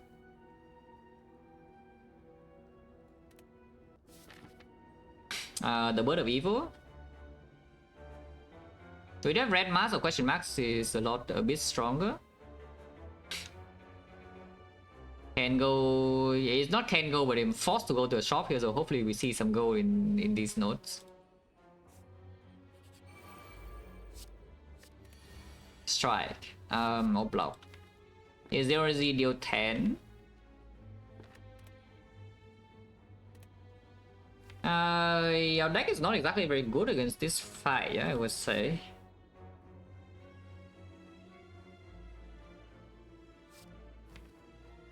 This is only good if we draw barricade turn 1, and then can set up some entrance thing next turn to block like 50 damage or so.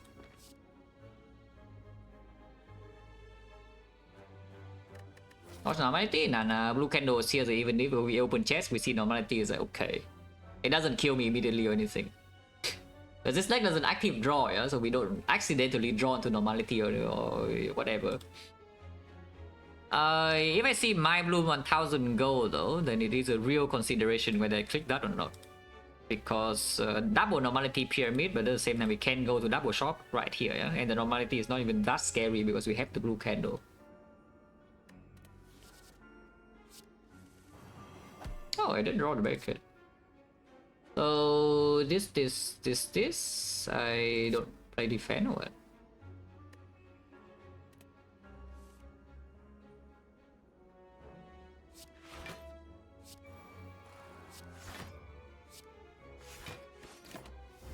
This turn could still hurt, yeah, but we do store 13 block now and they are all debuff.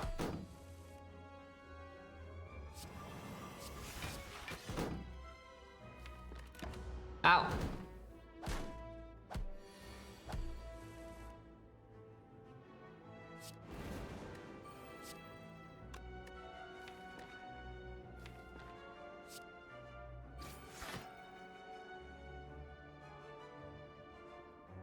Why did I do that?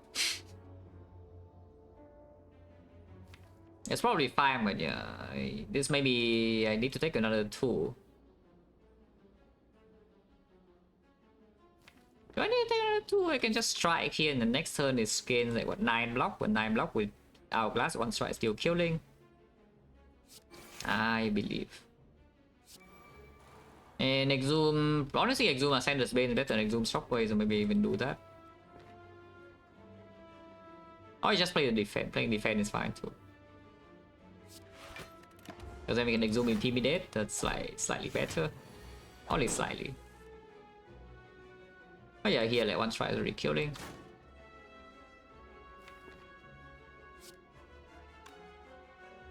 Nah, I should probably play Hemo anyway, so the buff of not zero cost is just so annoying. And then we don't even care about barricade, we just bludgeon this thing to death this turn. Oh, artifact. It's pretty good. For first I go hard. Second intimidate, but no dark embrace, no active draw, not interested, yeah.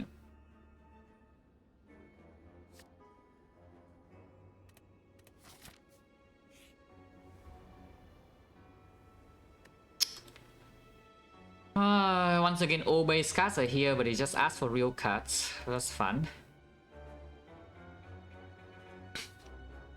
Yeah, all my base cards are here, but he just asked for real cards. I mean, we never lose this barricade, so is it what is worse? Pommel Strike or Rage? The Pommel Strike could be upgraded. Yeah, the Pommel Strike could be upgraded. The Rage is a slightly better block starter, but without card draw, it's also not that good, and it's not even green. I think the Pommel Strike is stronger. The annoying thing is that the Pommel Strike minus is a common, it can just show up again, yeah? The Rage is an uncommon, so it's a little bit harder.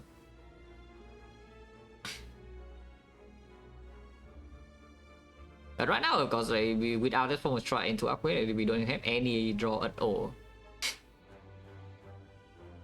Okay, sure. I just toss a Rage. Rich. No, but actually, though, Rich. You need to be careful with Hourglass is here and Letter Burner is here. And we don't have a headbutt. So you need to actually go through this cycle quickly.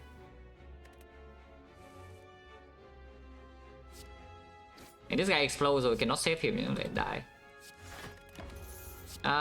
This guy is doing some annoying thing. And we do get barricade block build up for free here, so I guess we just kill the repulsor, yeah. Yeah, let's just kill the repulsor so I can actually draw back my hand of greed before this thing dies.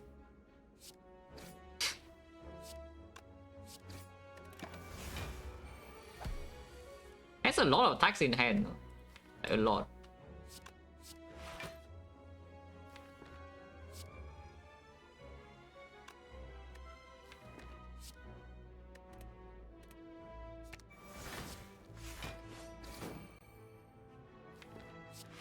Yeah, let a bit nervous, fine.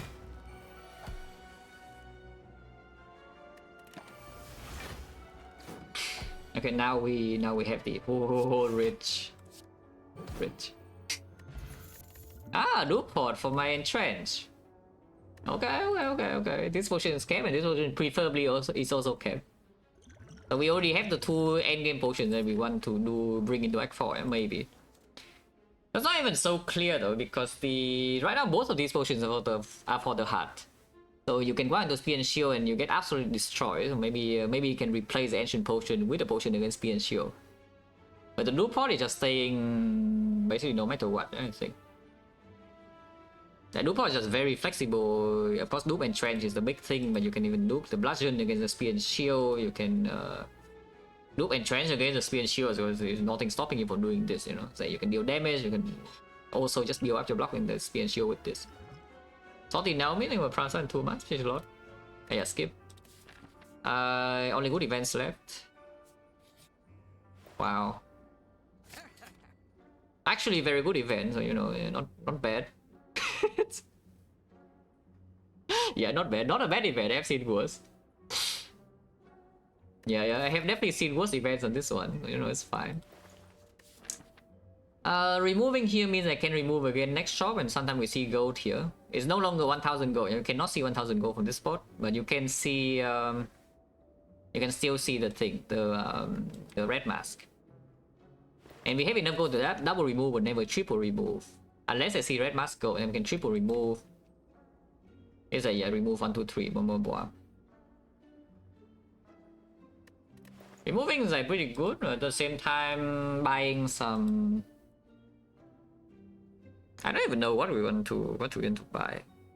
I mean, okay, a lot of things I want to buy, but let's say I don't see exactly red mass, and then we have around 200. I guess chest can have go. Chest is also +9. Sometimes we can buy uncommon relics, and freaking self-forming clay is always around the corner. Let's not remove yet, yeah? Let's not remove yet. Because removing here into removing Act 4 shop, still double remove, and you can buy something afterwards if I see gold. If I don't see gold, the double remove is already basically all my gold anyway. Triple remove doesn't exactly happen unless I see gold. So let's just not, yeah? Let's just move on. Yeah, move on. This enemy is kind of scary, to be perfectly honest with you.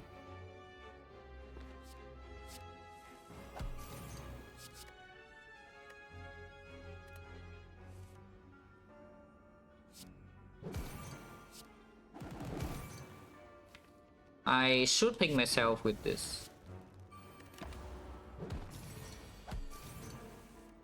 Okay. So this. I mean, you can armor the enlightenment, but I don't even know why you would care to do that. Actually, no, you should armor first, because otherwise the barricade will become 2 cost. I guess you can play enlightenment first and then barricade and then armament, but you know, like, why not just armament first then? Doesn't really change anything.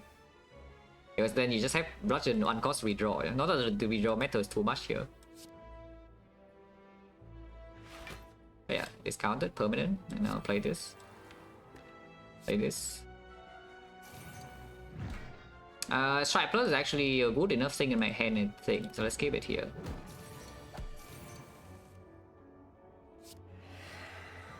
Look at this line, yeah? Look at this line. I bet you do not see this one coming, guys. But look at this. You know what I'm about to do?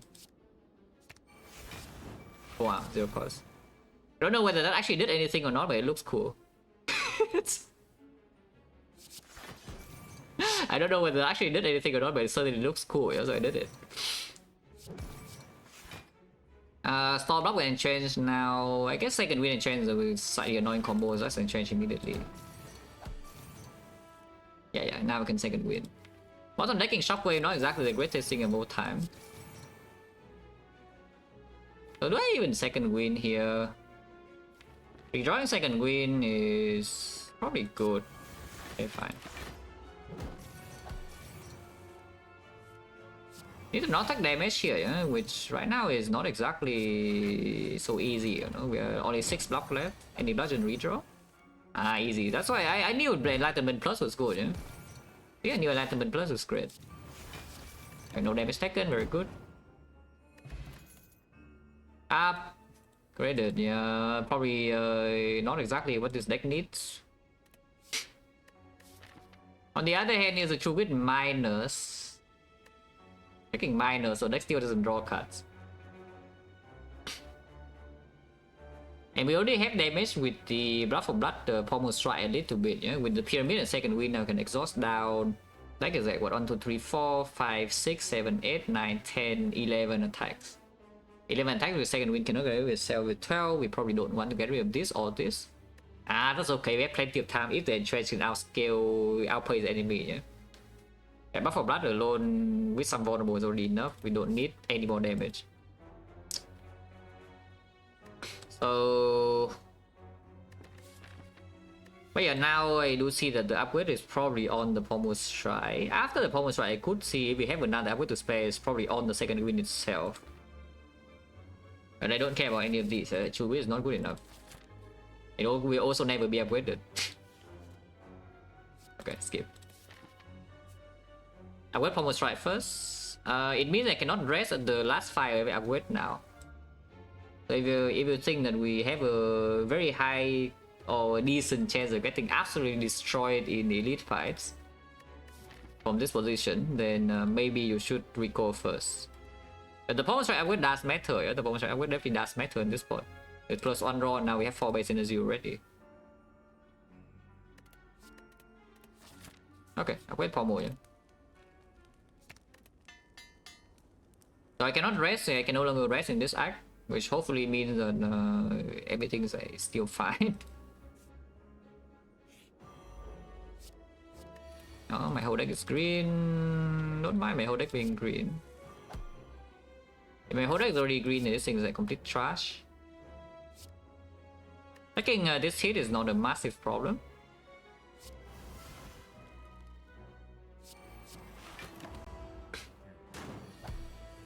Okay, barricade turn 2.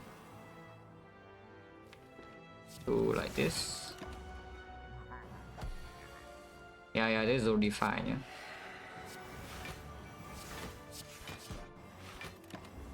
So we have, I still want a headbutt, by the way. Still very much want a headbutt. But we have basically successfully outpaced this. Apotheosis doesn't upgrade itself, so even if I zoom in and play it again, it's still not green. Don't really care about more debuffs than this, right? So we can just second win this thing away. Deal up block. Yeah, okay, sure. I pay some HP to discount buff for buff to actually deal damage. Yeah. Not that dealing damage is like so needed, but you know, it's nice.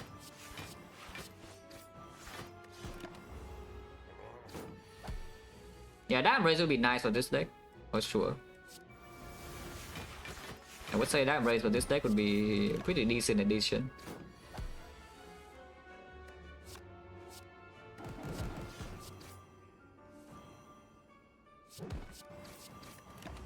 Yeah, completely safe here. This is not a scary elite anyway though, so seeing this before the burning is not actually the good case. Because I would say out of the 3 elites, this one is the easiest one, yeah? And we have the toolbox also high roll in this fight already.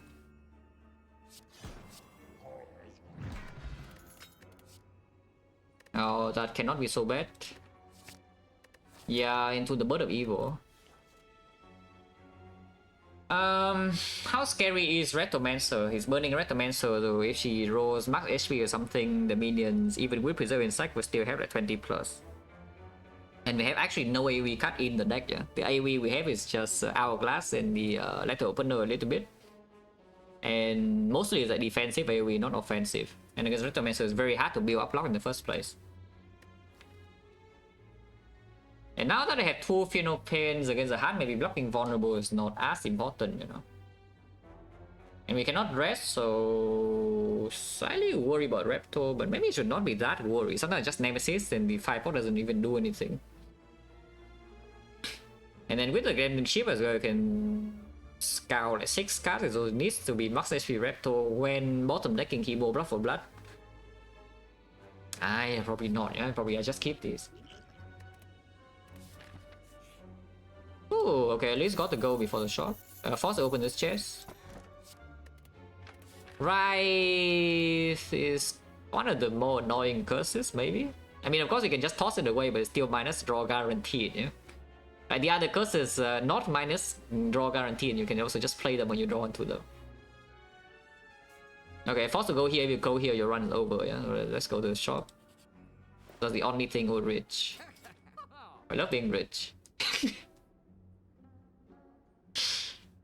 Now what? Yeah, now what? Remove strike, I think it's fairly clear. Sentinel puzzle would be nice. Unfortunately, Sentinel puzzle is already gone, so you know, what can you do? Yeah, Sentinel puzzle is already gone. Deck still doesn't have active draw, yeah, by the way. It looks good, like we have a lot of good things, but the deck still doesn't have active draw. Okay, remove strike. Is this Warpaint worth buying? A bit weird, it does have some pretty good hits. These hits are good. Honestly, even this armor weight is okay because you have Exhume. It's just make actually boss count a lot easier. And defense upgrades are not the worst thing with the barricade, because sometimes it's just worthless with the armaments. But we also have like quite a lot of gold here now. We have here 75 gold, so we have 600 going to Act 4 shop, which is a bit too much. In fact, you could even buy struck into the Warpaint. Think also hard memory is better than artifact? No, because the Newport does exactly the same thing, and times 2 is enough. You don't need to times a billion here. Times 2 is enough. And you just need to not die instantly first cycle, which artifact is much better against. Okay, so strike it off into Warpaint and also have fish, so this is only 20 gold. That's fine. That's actually pretty good Warpaint hits. And these are pretty good Warpaint hits. And move on, yeah. Unless you tell me there's something else I want to buy, like maybe a Twin Strike to actually kill Retomancer deckers, so hopefully not. Now it is max HP Raptor. So better lock in a little bit, yeah. It is max HP Raptor here.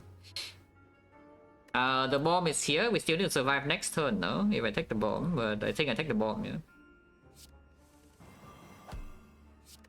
This hand is absolutely not good enough, so let's toss everything. Would keep the bomb around. Sure. Okay, Hemo is here, no? So this turn is like what? Yeah, just Hemo this guy. Play the Funeral Pen, play the bomb, take 6. Next time we could always just Shockwave second wind if she attacks, if she resummons, doesn't matter. Oh, can I barricade instead? Armaments, barricade, and intimidate, second wind. So how much does that block? Don't think it blocks enough because this is like 1 billion damage to a face, but you know, can always attempt. This would be what, 5 block into playing the barricade, and then I play the intimidate, and I exhume the intimidate. Yeah, so we get 6 block from this, and then the second win is only 2. There is no way that is enough. A letter opener doesn't kill, so just no barricade. Yeah, I just don't play barricade, and we play Shockwave into pommel kill here. Next on these daggers are dead, so we don't need to care about them too much. Of course, I have wounds right now, but doesn't really matter either. But yeah, it's just like this. Yeah, it just dies. And then, well, I guess if I draw power through, I don't even need to play the second win. Yeah, and we can even barricade next turn. So yeah, it's like this, yeah. In which case I would just get the block plate now from the Funeral Pen to mitigate this HP loss, because next turn I'm not losing more HP. Yeah, like Funeral Pen blocking like quite a bit. Yeah, I'm just losing this HP. This turn she attacks, but they are all dead already. Yeah?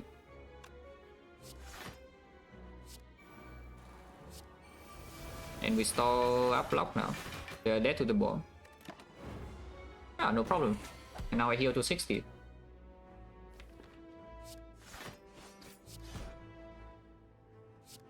I should probably try to advance the pet nymph. So for that I should play the entrench, basically.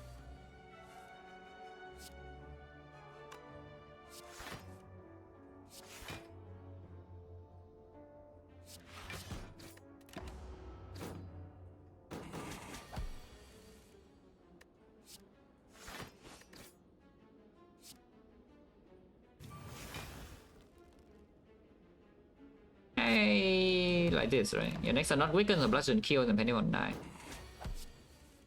Yeah, all good. Chaku, yeah, probably doesn't do much. Ooh. Not late, yeah, it's not late. It's definitely not late because we do have the exhume and the armaments.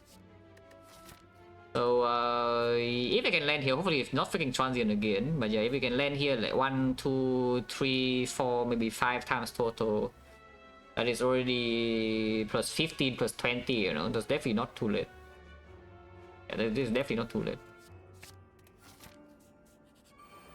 Well, I mean, I have the ceramic fish and the blue candle, you know, if this guy curse me, it's not that bad. I hope it doesn't curse me, you know, but if it does curse me, it's not that bad.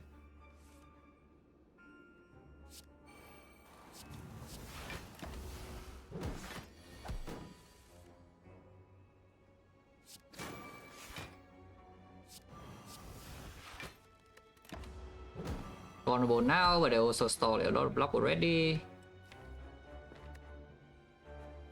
And yeah, just exhume, disarm. Because you armor now, then we need to redraw the armor, but it's fine. Ah, I'm stupid. Yeah, sorry, I guess I'm just stupid.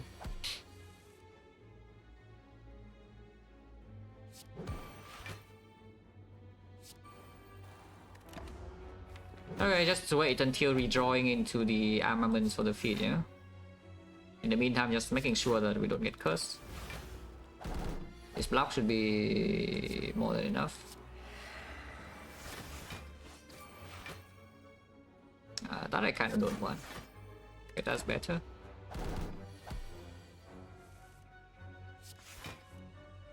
Losing 1 HP is fine. Just lose 1 HP. That's better.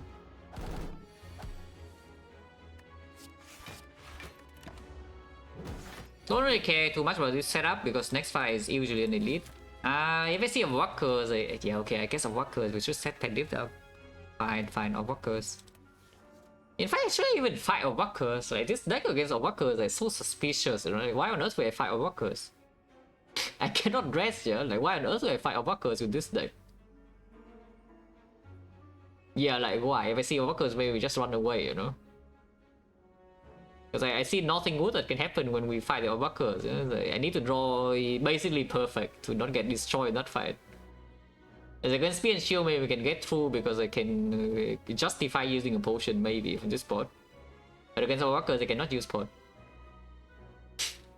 Yeah, it just doesn't go. If we see walkers here, we probably just run away. So hopefully I see my bloom and say my bloom would be nice, you know. Kick once a walker and see, yeah, sure. Okay, 3. Honestly, losing this block doesn't even matter now. I just don't want to get like vulnerable curse.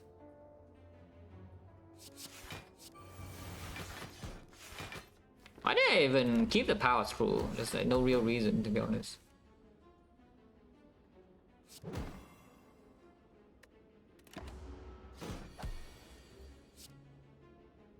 Yeah, this is perfect setup, as in perfectly bad, but you know, I don't really care. Or I can actually try to make it a little bit good. Instead of being like super lazy for literally no reason.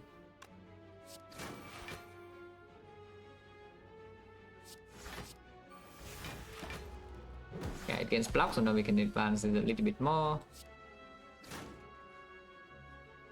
Every attack here kills, so I guess just feed. Yeah, 4-5 good enough, yeah.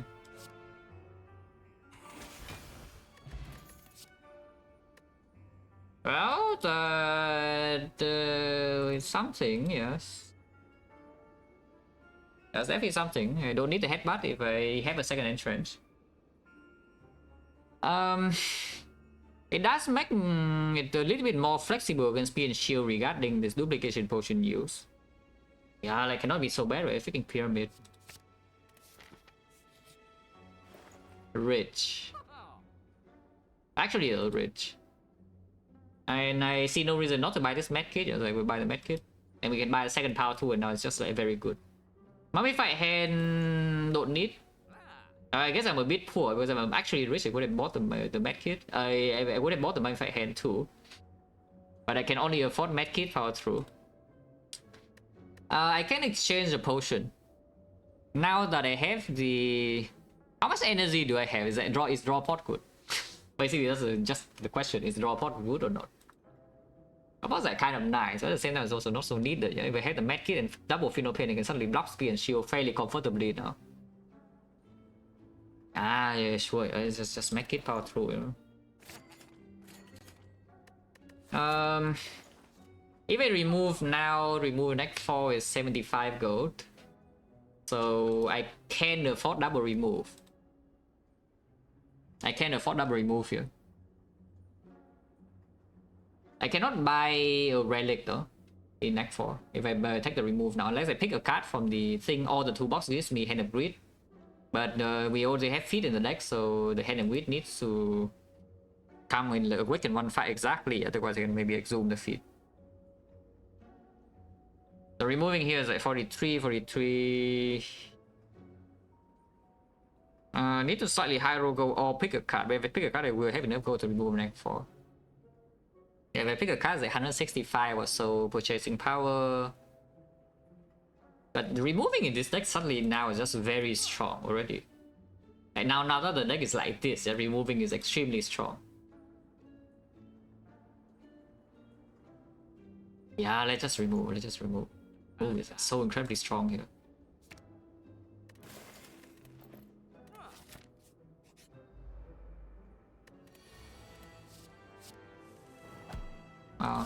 Hand's complete trash. I think we can have a new hand. Yeah, the hand is complete garbage, but good thing I can have a new hand. Could get owned next turn and we cannot rest, yeah. So you know, yeah, good thing it does not owning me, and then I have double Feel No Pain in play now, so you know, everything's fine. I think everything looks fine. I haven't done that. It's probably okay. Yeah, it's okay. Yeah, now, of course, in the redraw, you shuffle in burns, but the burns are blocking 6 already, yeah, so that's no problem either.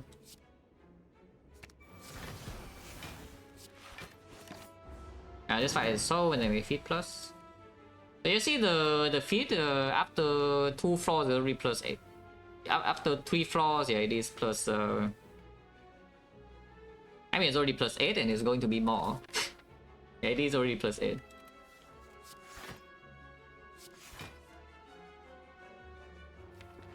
Do this and then exhaust everything else. Now that I have 2 entrance, I don't care about power 2 second win anymore. It's just a good block starter, but afterwards I can just exhaust everything. Like, there's no real concern. Against the awakened one, I should probably set up the panic, which should probably not be that hard to do in that fight. Because we are in this fight, I mean, because we can attack when it's intangible. Do have Letter Opener and Hourglass though, so don't have infinite time here to set up the relics. But like this, for example, you can just bludgeon into this intangible and it doesn't die, which is very convenient.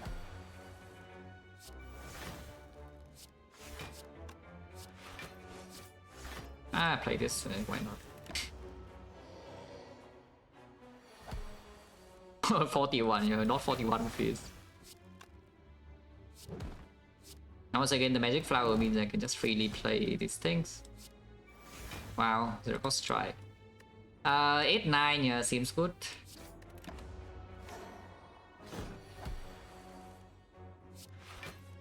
Okay, so Pommel into Feed Plus is working. Not this turn, no. Feed Plus is 1 damage off, so we wait a little bit.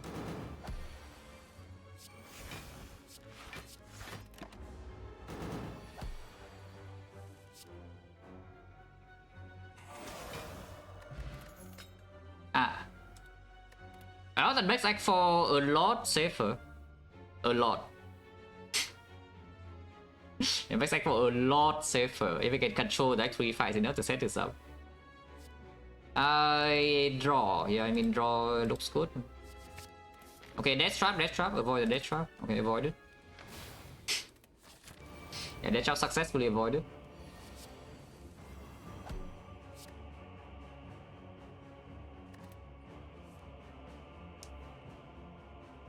Can double feed here sometimes, but I just want to not die in this boss gauntlet because I think now with the Sense Burner, honestly, feed HP doesn't matter that much anymore. Just need to get through this boss gauntlet with full resources. Low roll go a little bit, 166, so we do need the relic to be rolling cheap if we want to buy, but can always remove 75 next shot. So we can afford to remove barely with the fish help. Without the fish, I have 74, yeah? So we are 1 gold short on removing. Then because of the fish, I can remove an for shop now.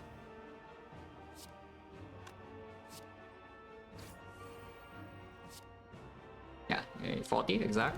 The panic setup.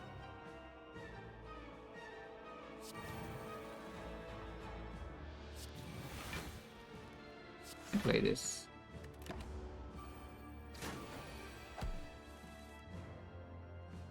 Yeah, exhuming the thing just way safer, yeah. And killing the cultist immediately is also way safer. So maybe no double feed here. But if I draw exhume, maybe I would probably just like to exhume the disarm.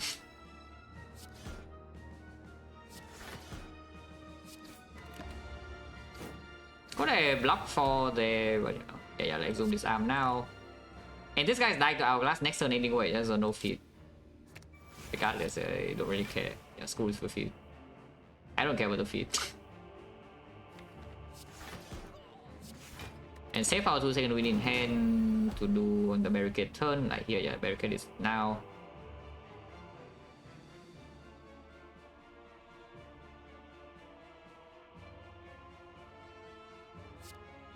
I think 1 more though if I do this line.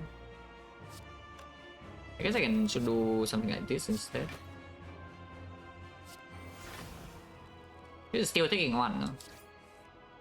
Okay.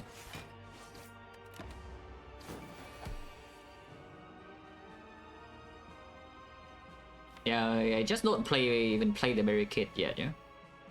Like next time I have burner, so that's the turn where I play the barricade.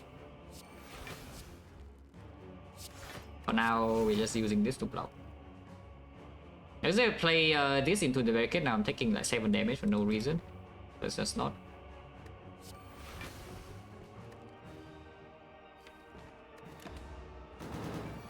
Sense burner. Now I can finally do the thing. Angle, whatever. Yes. One enchant is enough, yeah? Yeah, one enchant is enough. I just need to get the things under control. And the things I under control, so now the fight is completely safe. I think.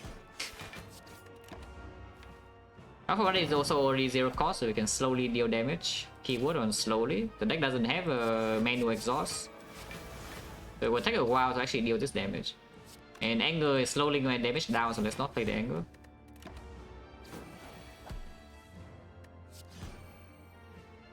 Holy, 126. See, that's why bludgeon is still good, yeah? But actually though, this bludgeon is still good because it could be the Act 4 kill on the Act 4 elites with the Preserve Insect and the Pen Nip. It's a bit weird, so I think the upgrade should be on the second enchant. Actually, no, it's probably on the barricade itself. Yeah, okay. The upgrade on Act 4 should definitely be on the barricade itself. So the bludgeon Pen Nip, even Pen Nip is only 64, but 64 still pretty big. We have Red Mask 3 at the fact, so play Shockwave is vulnerable. 64 is 96, and then it's not so bad. Yeah, that's not so bad.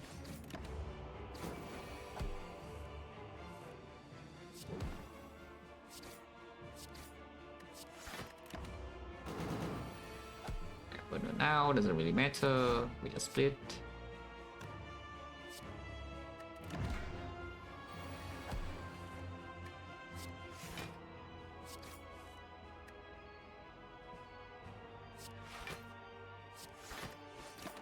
And second wind away every skill now, yeah? So let's just second wind away every skill.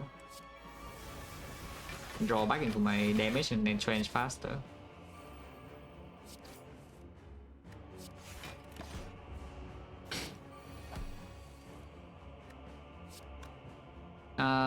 Struck is not needed, so I can second wind this away again.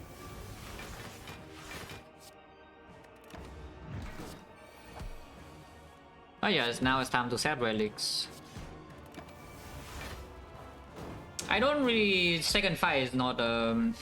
second fight doesn't have like small minions, so I don't really care about these things. Yeah? I just care about burner and get my feet. Like, whatever this is on, it doesn't matter.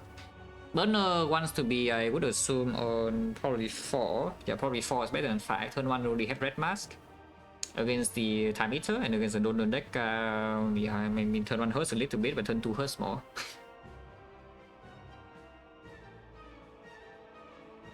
Yeah, let's just do burn on 4.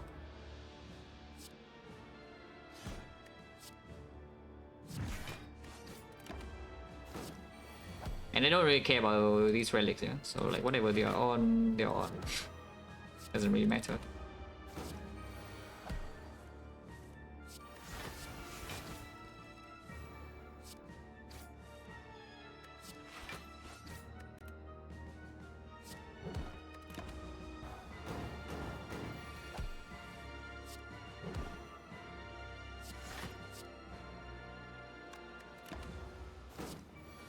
So next turn, very easy.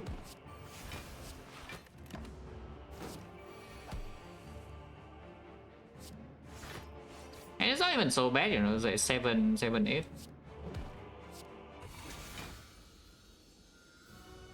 Be talking with the red, kiss a lot.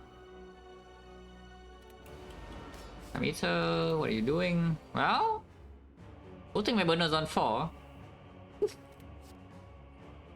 Yeah, good thing my burner is on 4, guys. Flash of Steel, Traffic Entrance just gets out of my deck, and I kind of just wanted to get out of my deck. You know, like, please get out of the deck. In the redraw, not now. And now I'm just discarding everything. Yeah. Looking good, yeah, looking good. Act 2 was a bit dangerous because of course early Act 2 with Pyramid is always a little bit spooky, yeah? And you know, I picked this start of Act 2 Maybe boss raise barricade and pick first floor and trench. And then Red Mask Bandits was a minus 30 HP and 1 potion, but then yeah, it stabilized, and then now we have like a pretty strong thing. Yeah, now the run has to like kind of stabilize. It's not too bad. No reason to disarm yet because we can upgrade the disarm as well to exhume it, which is much stronger. Yeah, like here, yeah, barricade next turn.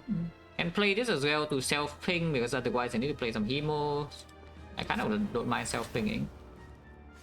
Hello, this incense burner going off.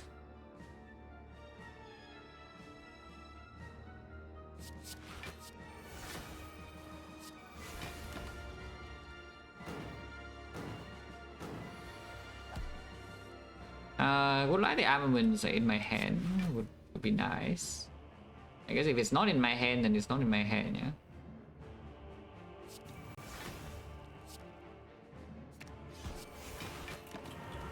The fight is already stable, by the way.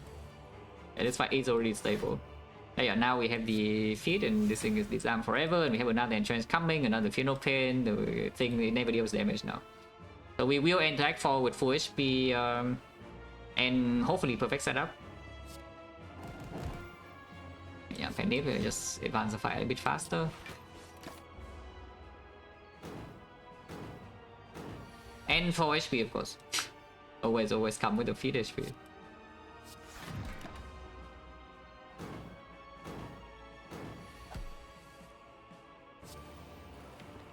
And now that I have double entrance already in play, there's no need to care about power 2 second wind anymore, so I can simply just second wind away my power through and just draw back into my entrance.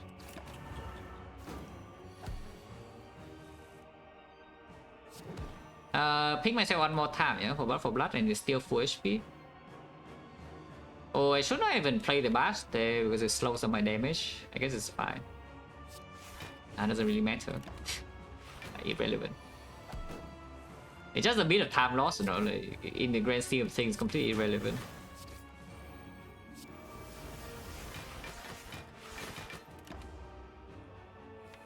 If I need the bludgeon, I'll pick myself as last time.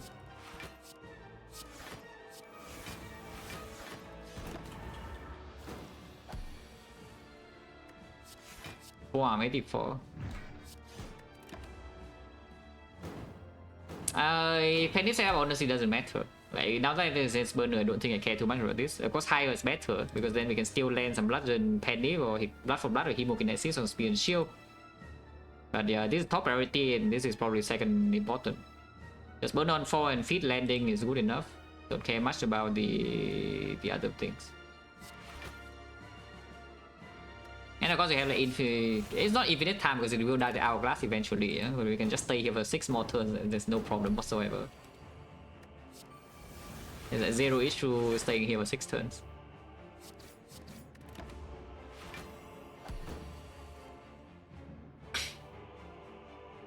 How many hours I have in game? I checked somewhat recently. The last time I checked I think was last week, and Steam says that I have 9,020 hours.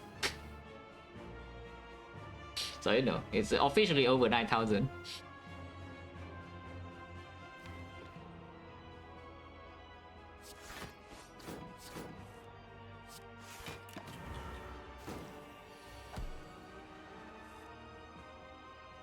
Four turns from now, 4 attacks. It should be actually very easy. Let's just pass turn.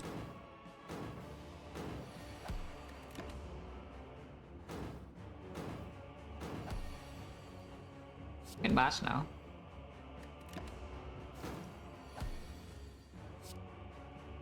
Yeah, bludgeon now, and next turn we feed, and we have exactly perfect 8-9, yeah.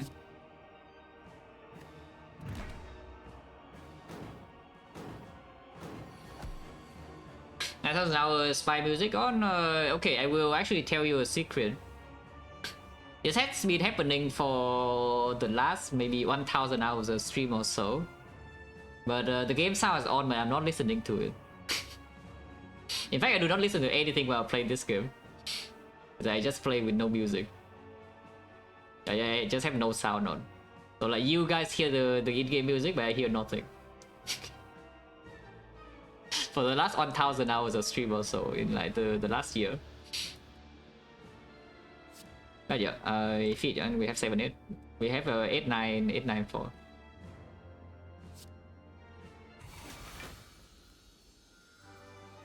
And in fact, no, I literally just don't use my headphone. I do not have a speaker, and I simply just don't wear my headphone when I'm playing Spire.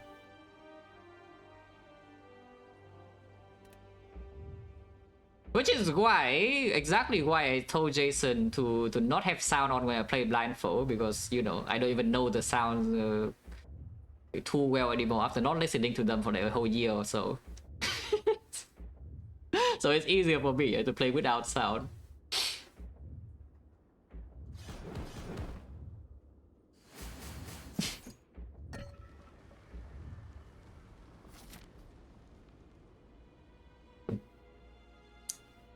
Yeah, but I feel I already did. Maybe I want to play a full run at some point though, but the one time I did it, I played until the end of Act 2.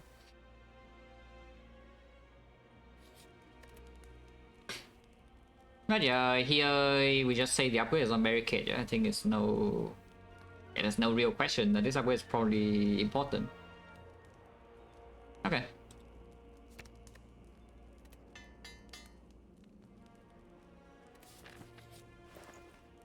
Wow, if you want to lose the run, here's an easy way to do so. Yeah, if you're interested in losing the run immediately, here's an easy way to do so. I mean, that thing might not even kill me because I have the this loop pot on the thing that's quite fast. Cannot afford body slam into remove. Body slam is like kind of nice for speed and shield damage, to be perfectly honest, but I think against the heart we have good enough damage even without it. Yeah, we have how many cycles until it deals more than 1,000? Yeah, how many cycles do we have until the heart deals more than 1,000? Because eventually we get to the point where you only need to pay 1 energy to full block per full cycle. In fact, it's 2 full cycles or 3 full cycles even. So cycle 1, 2, 3, 4, yeah, cycle 5 is 300 and cycle 6 is 1,000. But even with cycle 6, if it's weakened, then it's not killing us. But by that point, I don't expect the deck to have weakness at all. So yes, if we ever walk into the 6th cycle, then something could go wrong. So how many turns is that? How many turns is that until the 6th cycle that could happen? Is a first cycle, yeah, 1, 2, 3, first cycle, and then yeah, every 3 turns, right? So 6th cycle is turn wait, that's true, right? Like yes, first cycle 1, 2, 3, and then 6 is end of cycle 2, so 15 is end of cycle 5.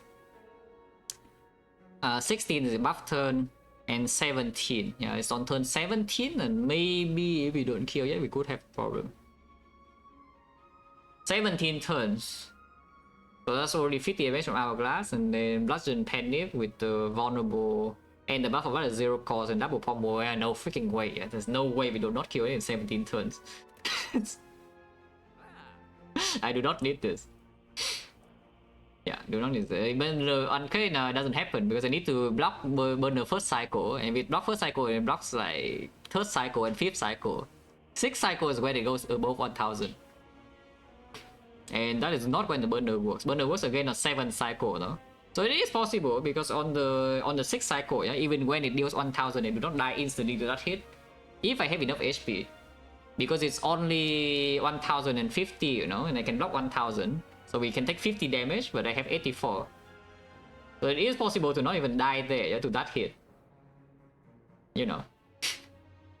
And then the next cycle I have intangible again. Okay, just remove, yeah. Just remove. I think for this position, there's no way this angle is ever doing freaking anything. Let's just remove the angle. Because I don't feel like it's inconvenient and play it and then my fight is like mess up or something. I just remove angle. 72? Is it 72 or is it 70? I thought it's 70 or is it actually 72? I don't know.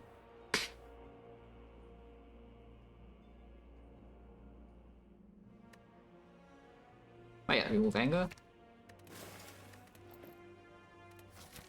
Honestly, remove anger is probably bad because anger is a free activation on this. Lots of 50-50, that's very cool. Not very cool, by the way, because this HP doesn't come back here. Yeah, lots of 50-50, that's kind of annoying. So what is here? Transmutation, magnetism, chip, these are all bad. Like, it's just going to be gambling chip away anyway. Chip could do something, chip artifact to disarm, but I don't really care about it. Just because I see the attack on turn 1 here, I think I just want to gamble this card no matter what it is. Yeah, especially with this hand, like just gamble 4. Still slightly bad, but you know, it could be worse.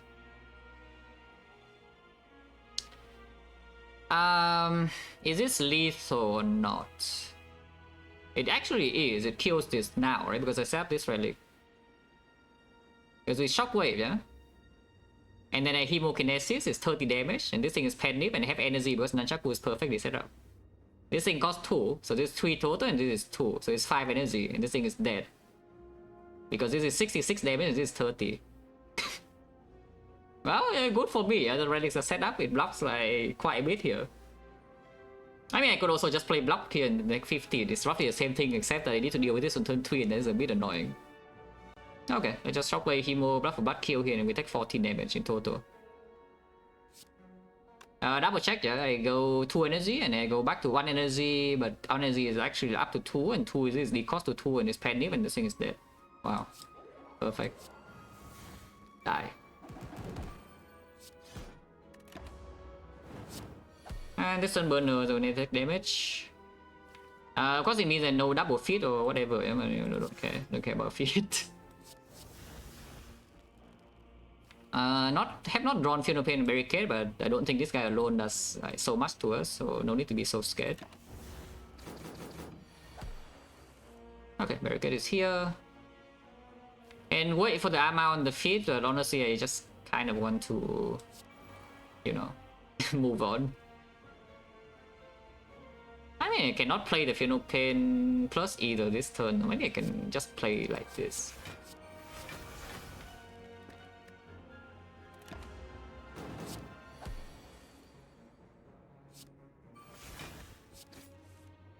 Okay, Entrench is here.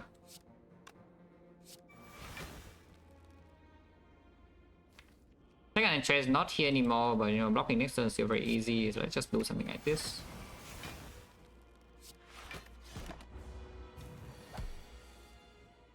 This is literally just trying to be convenient, but you know, okay, fine. If it's the Feast bottom deck, let's not be too stupid, yeah? Let's just stabilize the fight first, and then you can be stupid. Do not play that, because this HP loss is real. Need to be slightly careful, because Burner needs to be on 4 again.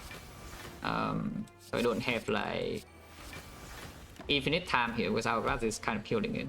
And then set up into the hard fight, I actually don't care though. Into this fight it does matter, but into the hard fight I don't really care. So just sit here until the thing works, yeah.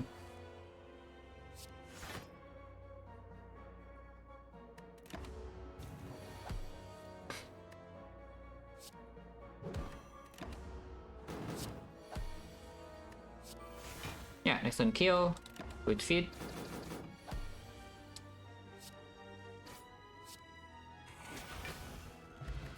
Kabeko doesn't do anything. Wow, exactly on time. You want to... I don't even know what you want to do. It's like, how many cards do you even have now? Is it 1, 2, 3, 4, 5, 6, 7, 8, 9, 10? Cannot get rid of this, so it's actually 11. 11 you can already do pommel blood for blood every turn. No? You don't need to chew wit to actually make the loop clean. Yeah? So once we get down, once we second win away everything, we can already play our damage every single turn, and that's more than enough. So let's skip. Technique, sure. Ooh, top deck barricade. I love top decking barricade. Yeah, personally, pretty big fan of top decking barricade here. Right, yeah, I can go, I guess. Picking ourselves in this fight is very simple, so we don't need to, you know, do anything so special. Don't think I want to spend technique yet, because depending on what it's doing next turn, I would pull either disarm or shockwave. So let's just drink this now, and then, you know, let it do its thing. Okay, so we technique for disarm, yeah? Or I even draw the shockwave. So it's technique for disarm, next turn it does nothing, and then I win.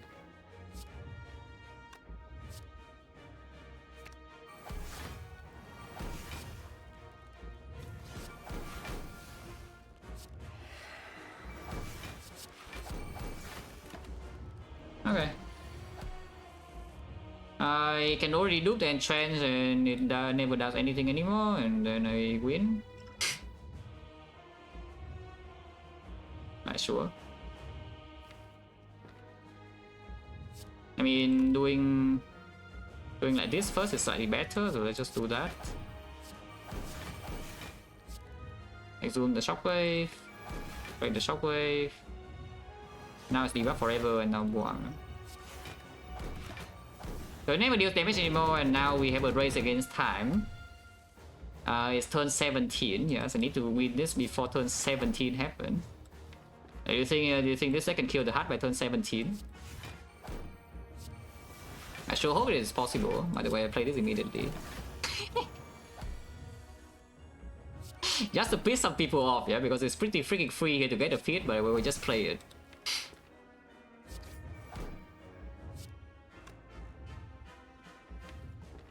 And then I want to panic the bludgeon next turn.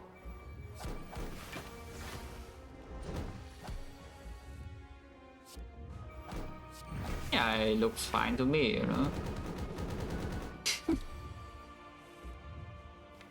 Yeah, it is only 0 cost as well, and it's still vulnerable 5 turns.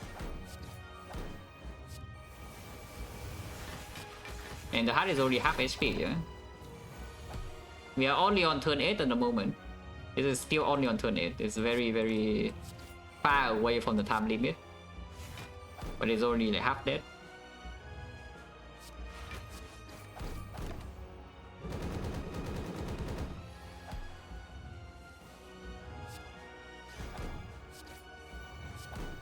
Yeah, 126. And also by this point, after exhaust my deck now, it's still extremely fast damage, because you can see right here what's happening. I just play like this turn. You know, I just play this turn, and you think how much damage do you think this turn deals? Because it looks like to me that it deals 200. It certainly looks like to me that the turn deals 200, you know. Yeah, of course we kill with Panic Bludgeon. Okay, perfect. So this run, some slightly annoying moments, but overall I would say it's still fairly strong. Yeah? It's just, of course, early Act 2 is always a little bit scary, especially after I attack the thing that is not doing anything in early Act 2. Like taking Barricade over Tweed Fire, you know, it's basically saying, okay, these relics are good enough for me, the deck is okay enough to carry me to early Act 2, and then I have some additional things to do later on with the Barricade. Yeah, and Trend was a bit too optimistic, but I think in the grand scheme of things it's like fine. Because the Red Mask Bandit honestly is already the most damaging event we could have seen, yeah? Yeah, the Red Mask Bandit legit is actually the most damaging event to me in Act 2 I could have seen. Like no other fight deals that much damage to me with the HP loss and the resource loss. I wouldn't say that is the worst event, but you know, that's the event that gives me one of the highest risk in early Act 2. You did see it and did lose a lot of resources, but still it's like fine.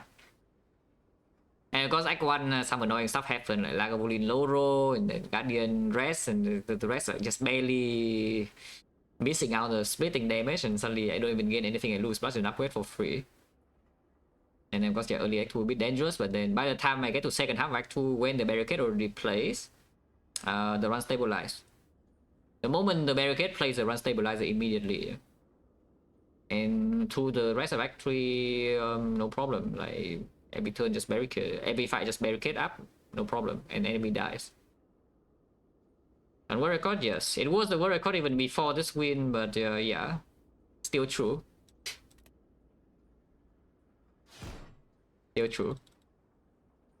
Okay, one more to slay the defect, yeah? Not today though. Again, when streak is this big, I will just play 1 run per day.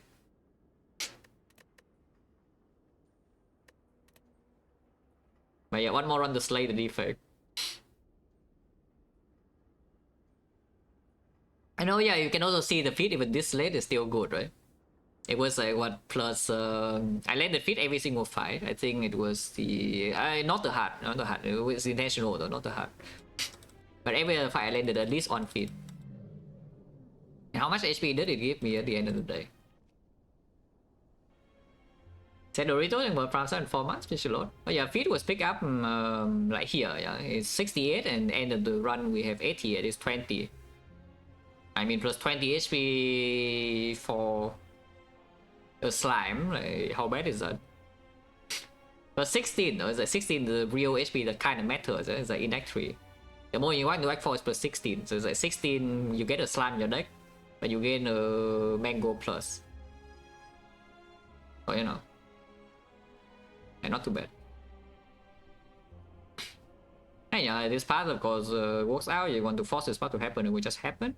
Buy a potion here. Unfortunately, yeah, this fight is a pretty big low roll, bring 25 here. First of all, the elite matchup is already bad here. The elite matchup is the worst on the 2 and the draw was bad. And then yeah, because I missed the upgrade, we actually take a freaking big hit here and suddenly it's minus 33. Wow. Even with the armament on the disarm, it's a Guardian has minus 3 strength. I use a potion and I take 33 damage. This enemy is a bit too strong, guys. This enemy might be a little bit too strong. If it's disarm 3, I use a potion, they still take 30 damage plus. But you know, here we are. Oh yeah, period. Oh yeah, high side. Also, this cube is like giga sick. I did not even talk about it at the time because you know the other options are very strong. But this cube is actually giga sick because you have the freaking blue candle here and the hero kinesis already, and the some damage is cheap. Is that some anger, some rage, maybe you see a blood for blood, which we know we did see at the end of the day, a blood for blood. You just play your cursors and pick every cursor, play them all. It's effectively a dark embrace innate in play. Oh yeah, okay, check the deck. Let's see. Well, I mean, we already know, you click P-box, you win. That's no surprise. There's no surprise there, there's nothing new. You click the P-box on Ironclad, yeah, you win. So, you know, cool. Second win is here immediately with the barricade, and you see have double sentinel to get a bunch of other things in play potentially. You upgrade your barricade, and then your second win you got your sentinel, and then bombard your full block, and everything's free. Wow, amazing.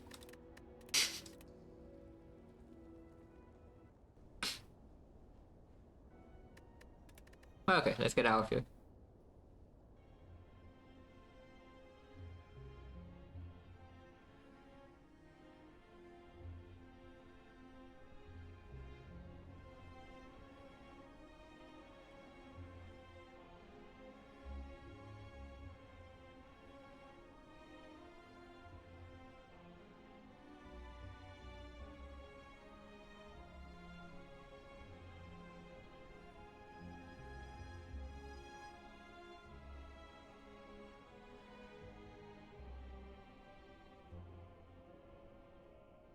But yeah, thanks for watching guys, as always, and see you.